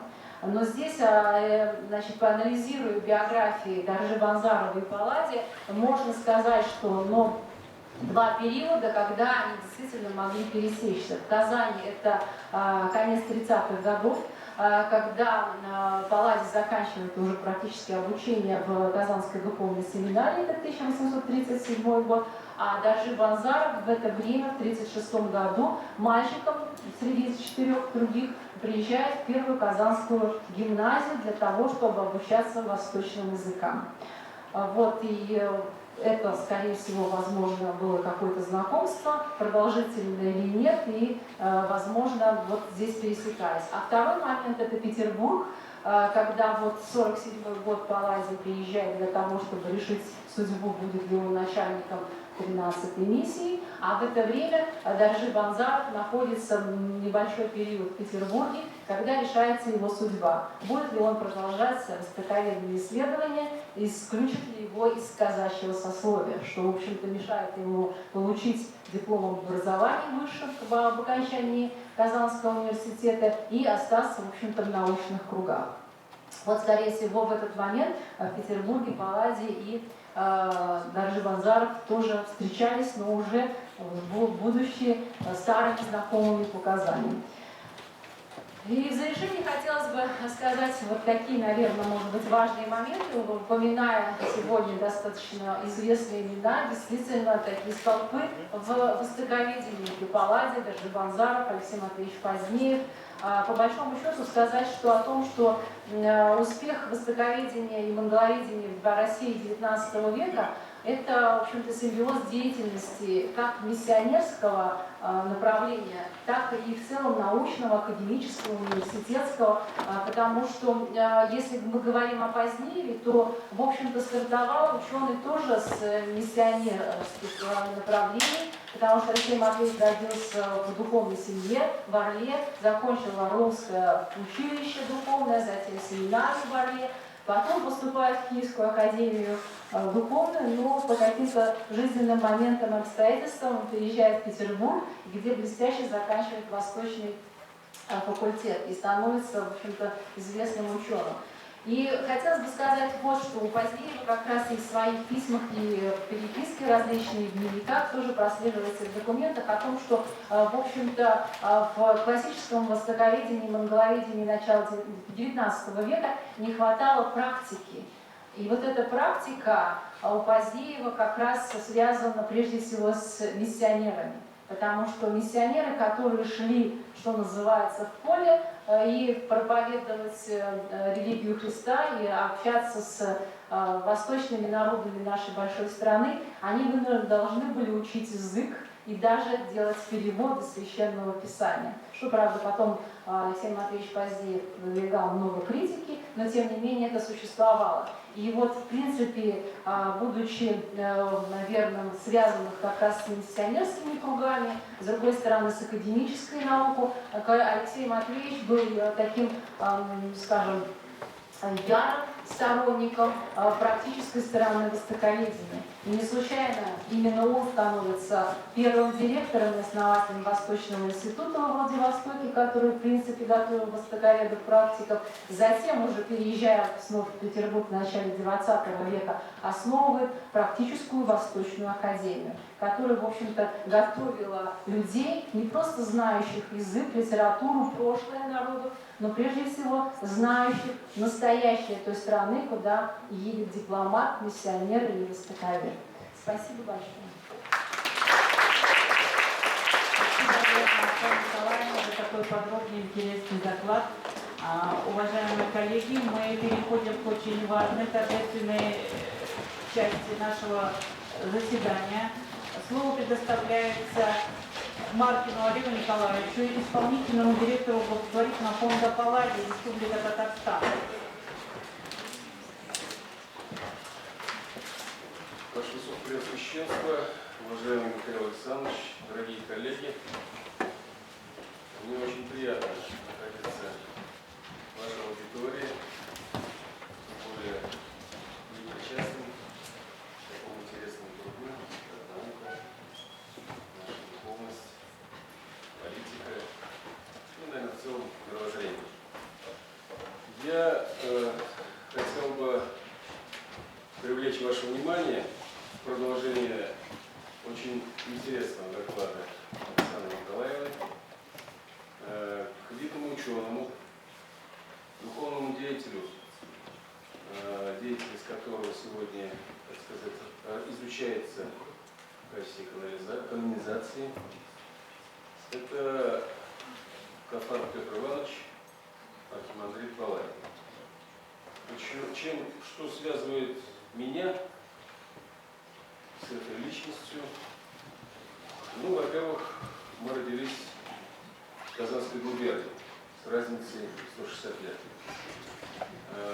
Он, так сказать, был в династии духовным деятелем, 4 поколения его родственников были священниками. Именно там, в Казанской губернии 19 века. И достаточно успешно служили, родственники, так сказать, были благочинными, ну, к сожалению, не достигли епископского звания. Вот. И поэтому по следам своих, наверное, предков он поступил в Чистопольское духовное училище в 1927 году, где ваш покорный слуга родился. Успешно закончил отличие, поэтому был рекомендован для дальнейшего обучения в Казанской духовной семинарии, где и познакомился со специалистами востоковедения, потому что колыбель Института востоковедения России – это Казанский императорский университет, основанный в 1804 году, ну и где-то года через 4 специалистами там был открыт факультет востоковедения. То есть, видимо, вот, будучи, наверное, мы с учеными, которые изучали более досконально эту личность, этого человека, советовали, что он был, так сказать, ближе к татарской национальности, отчасти Кряшиным или, судя по фамилии, Кафаров, и проявлял интерес к этой науке и вообще, так сказать, национальной на сегодняшний день Республики Татарстан и в прошлом Казанской губернии насыщена разными национальностями, поэтому, наверное, способствует, тем более стоит на пересечении или прохождении шелкового пути, так называемого, где проезжали разные члены миссии и другие, так сказать, экспедиции. В дальнейшем, после окончания Казанской семинарии, он поступает в Петербургскую духовную академию, не в Казанскую, а в Петербургскую, по той причине, что там, видимо, так сказать, вот эти вот направления настроения более подробно изучались. Не закончив ее в полном объеме, проучившись там 2 года, он постригается в монахи и подьякон едет в 12-ю миссию, духовную миссию в Пекине, где, соответственно, дополнительно изучает материалы его предшественника, также земляка Иоакима Пичулина, и заслуживает назначения руководителем очередной миссии, продолжает служение там же в Пекине в течение 10 дней. По окончании своей деятельности в составе главы 13-й миссии он получает предложение Верховного Синода возглавить самый крупный монастырь новгородский в России. Но в силу своих убеждений или каких-то планов творческих, наверное, не знаю, он отказывается от этого предложения, уезжает в Италию, где служит в Риме при посольстве Андрея Николаевича Чудотворца. Потом все-таки опять пытается, и у него получается ехать в Пекин в составе главы 15-й миссии, ну и возвращаясь на родину, уже достаточно износившись в здоровье, хоть и не в зрелом возрасте, 60 лет, 61, он пересекает моря, тяжело болеет, умирает в монастыре, сегодня покоится в Ницце, во Франции. То есть вот этот священнослужитель из провинции проявил интерес к таким наукам, как буддизм, историческая география, монголоведение. Здесь уже говорили, что практически мы в прошлом году на Восточно-экономическом форуме с Андреем Михайловичем Куликовым, это доцент, кандидат исторических наук, Институт Московения Российской академии наук, выступали с этой темой на конференции, посвященной столетию дипломатических отношений России и Монголии. Ну и практически нас услышали монголы и россияне, что этот наш человек, как сказать, стал основателем,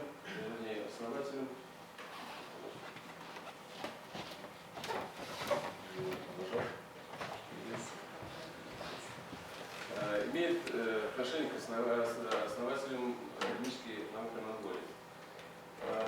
Значит, ну поэтому вот мне, как сказать, человеку, который более 30 лет посвятил деятельности в правоохранительной системе, я полковник милиции в отставке, боевой, посчитал сам в себе, прежде чем применять какие-то меры людям, надо их законные меры, надо их просто правильно воспитывать и вдохновлять людей. Поэтому вот я перед вами тут пытаюсь что-то рассказать, хотя я не ученый, степени не имею, но знаю, как происходят боевые действия, чем они заканчиваются.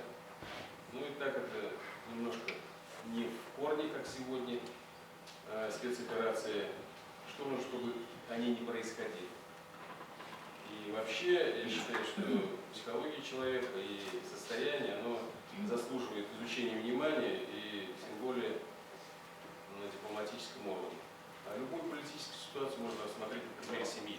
Как семья сложена, как отношение уважительное к родителям и детям, так и какой будет результат с соседями в целом. Вот, поэтому сегодня мы, создав 5 лет назад в дату 200-летнего рождения Архимандрита Палати благотворительный фонд, посчитали необходимым, во-первых, оказать содействие ученым, которые изучают эти материалы и, так сказать, проводят и архивное изучение, и научные конференции каким-то образом обратить внимание к этой личности, потому что сегодняшние наши современники молодого поколения задаются вопросом, кем быть и чем заняться. Вот вам пример. Провинциальный Попович стал всемирно известным синологом. Сегодня транскрипцию на латинице признано называть его именем Палладий. Вообще в природе некоторые минералы привлекают внимание. Палладий в 6 раз дороже золота.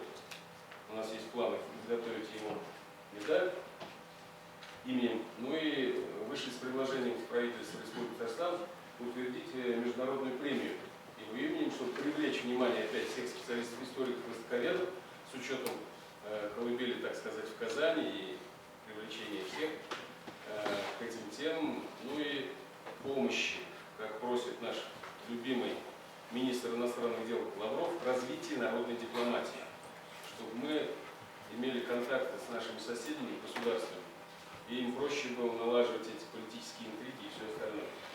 Принято считать ученым светом, что имеется такая знаменитая триада отечественных востоковедения. Это архимандрит Иоаким Бичурин сегодня покоится на кладбище Александра Родинского Лавры в Петербурге. Это нижегородец Василий Павлович, который 15 лет возглавлял факультет востоковедения в Петербурге, а был в составе миссии вместе с архимандритом Палладием. Сейчас мы в его дворянском гнезде, Каинке, восстановим храм Крестово-Завижский, где покоится его тело и тело его супруги. Вообще очень такая яркая личность, во всяком случае сам академик, сын академика и внук академика. И в принципе, наверное, вот как здесь до меня говорили, что случайностей в жизни не бывает, на все промысел Господь. Как они знакомились, как они учились друг у друга и приумножали свои знания и привлекали к себе своими трудами, но только стоит изучать, констатировать, наверное, брать пример и наблюдение. Значит, у нас есть официальная справка с Министерства иностранных дел Российской Федерации, что архимандрит Палладий является неофициальным дипломатом. Я встречался с консулом Китая в Татарстане. Дипломатическую встречу нам организовал представитель коллега Татьяна Киргина в Казани, Пахитов Раиль Кириллович. И он был удивлен, что мы встретились по вопросу изучения этого человека. Мы как его знаем, конечно, подготовился, глубоко уважаем и, так сказать, готовы к сотрудничеству. Ну вот это вот еще раз доказывает. Все-таки эти люди, которые работали за рубежом, даже в большей степени с духовной миссией, но тем не менее надо было, наверное, знать и понимать, что они выполняют отдельное поручение Министерства иностранных дел. И у них получалось сохранять уважение и выполнение каких-то поручений, и уважение от местных. Пример тому, архимандрит Палладий награжден золотой доской с надписью уважительной, так сказать, на китайском языке, текст не помню. То есть пример дипломатической работы, вот, есть изданный Институтом востоковедения Российской академии наук, 2 двухтомника.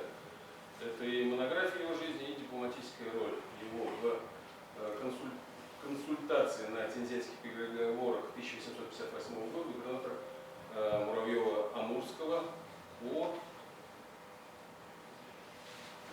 так сказать, передаче части земель Манчжурии в Российскую Федерацию. И, в принципе, за это архимандрит Палладий был награжден наперстным крестом правительства Александра II, их всего по численности, по-моему, было 28. Ну, здесь до меня говорили, я не буду повторяться, что он был путешественником, он многосторонне развитый человек был. Во всяком случае, наверное, опять же, исходя из своей родословности, как мне сказано, я доказать не могу, что изучал ислам в Китае, то есть много трудов вложил в своей, так сказать, миссионерской деятельности.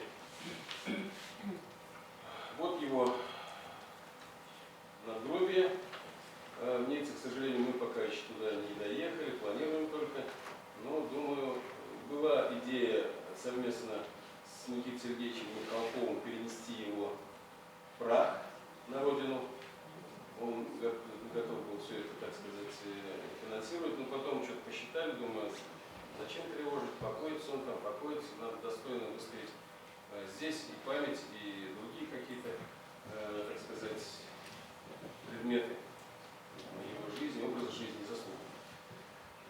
Ну вот мы начали с 200-летия, так сказать, в городе Чистполе, рядом, буквально 40 километров от его родины Старшеминска.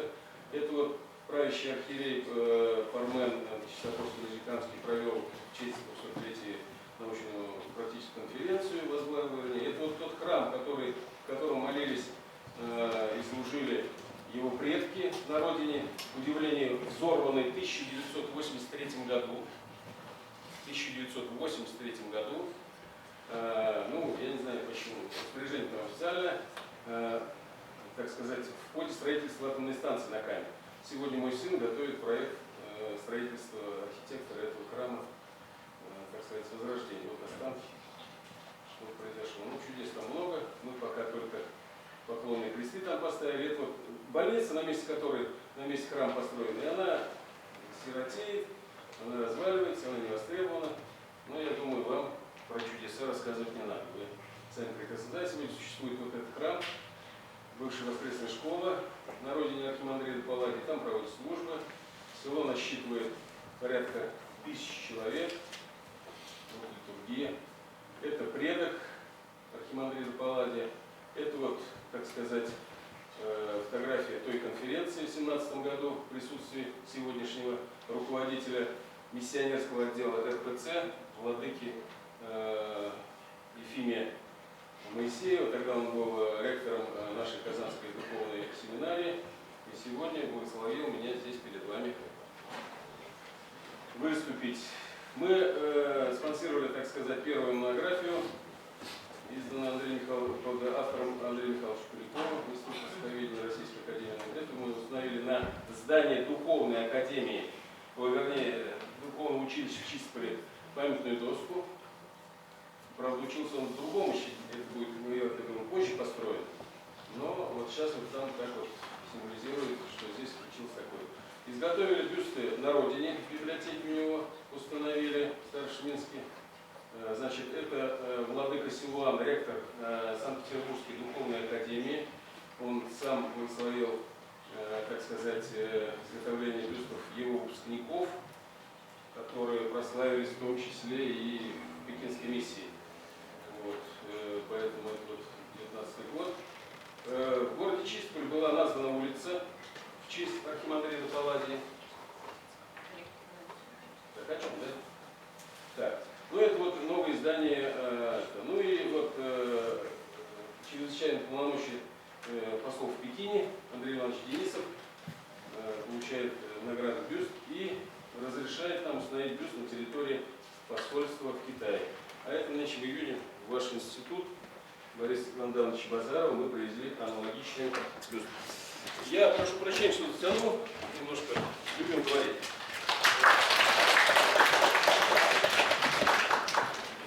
С благословения владыки Николая и по идеальному решению организационного комитета этой конференции перед обедом для поднятия аппетита. Прошу прощения за нескромность. У меня есть огромное желание каким-то образом приукрасить, вдохновить, отблагодарить самых активных участников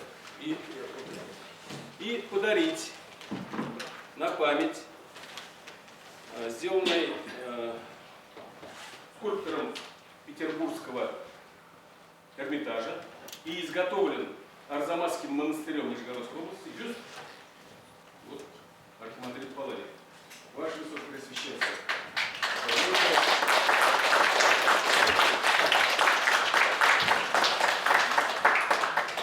Я уж прошу прощения, но по благословению правящего митрополита Казанского и Татарстанского Кирилла я бы хотел вам вручить икону 3 святителей казанских, Гурьева, Санофия и Германа, которые в XVI веке начинали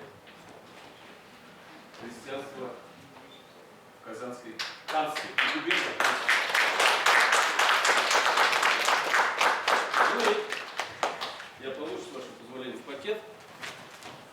А вот это вот тот двухтомник, который скоро у вас появится тут в университете с нашей помощью, чтобы вы узнали об этом человеке, так сказать, из уст ученых, которые изучали. Андрей Михайлович Куликов, который сегодня будет выступать. Приехали на нашу конференцию, я думаю, мы и в дальнейшем будем сотрудничать и приглашать ученых Татарстана участвовать в нашей научно-практической конференции, изучать православие и дипломатию наших краев. Спасибо, Господи. Михаил Александрович, человек на генеральской должности. Позвольте поблагодарить и пожелать здоровья, уверенности в себе, заслуженного уважения и плотного круга друзей.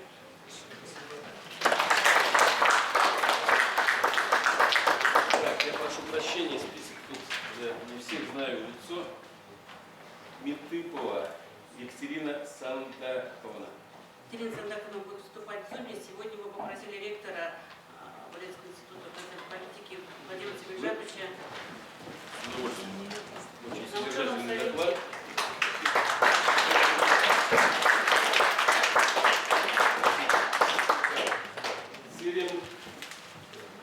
Я прошу вас, Сириева Ирина Семеновна.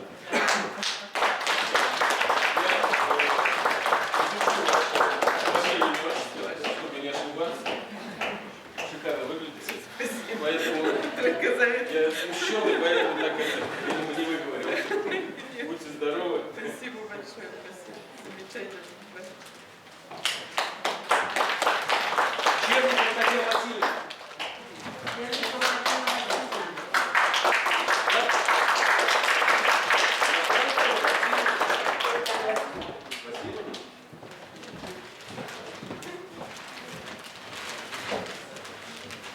Если неправильно выбрали все вопросы к организаторам, как написали. Будьте здоровы. Спасибо большое. Ну, будет, наверное, не тактично, ковида нет, обниматься, целоваться, наверное, будет неуместно. Но я...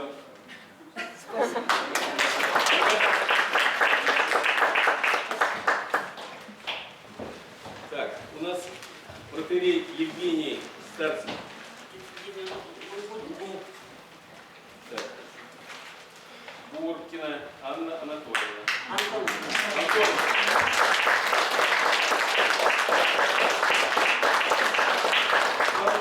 Я тоже с Национальной Республики Татарстан, поэтому в разговорной речи 50% скидка. Потому что я не разговариваю ваше отчество, это чисто с кем поведешь, с того и наберешься. Акцент татарский меня называют крещеным или русским татарином, или поздравляю вас. Будьте здоровы.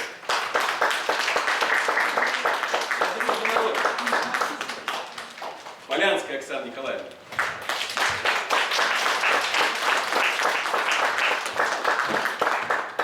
Я бы вам два бюста вручил.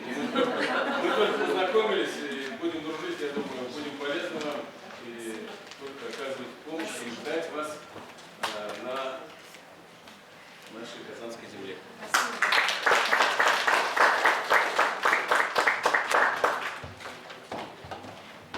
Федоров Михаил Александрович.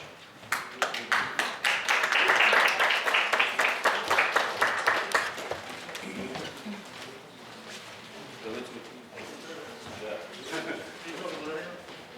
Спасибо большое. Будьте здоровы. Приезжайте к нам в Казань.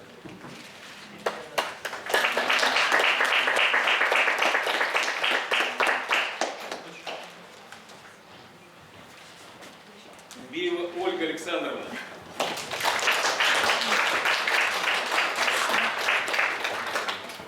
Не зря я вас пересадил на другое место.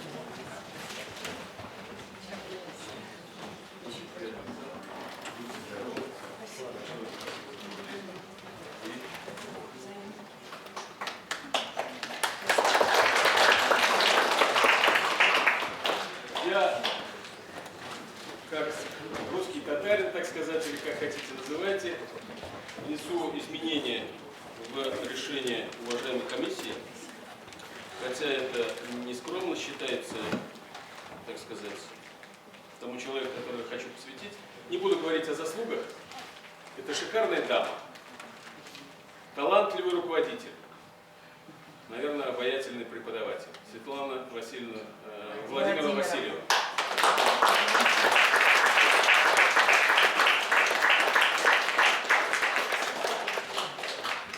Благодаря ее обаянию мы познакомились, и мы сюда приехали с группой достойных ученых из Санкт-Петербурга, университета, профессор Колотов, доцент Фёколова, доцент Мяцкий. Еще у нас будут выступать в онлайн-режиме, поэтому мы начинаем дружить и взаимодействовать. Будьте здоровы все. Спасибо.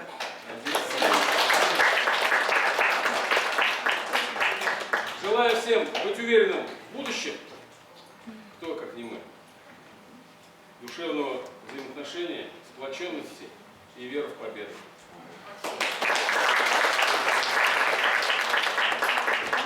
Все, кто сегодня был представлен на награде, это обоюдное решение и владыки нашего оргкомитета за то, что все, каждый погрузил и внесли огромный вклад в развитие этой темы. На протяжении 20 лет каждый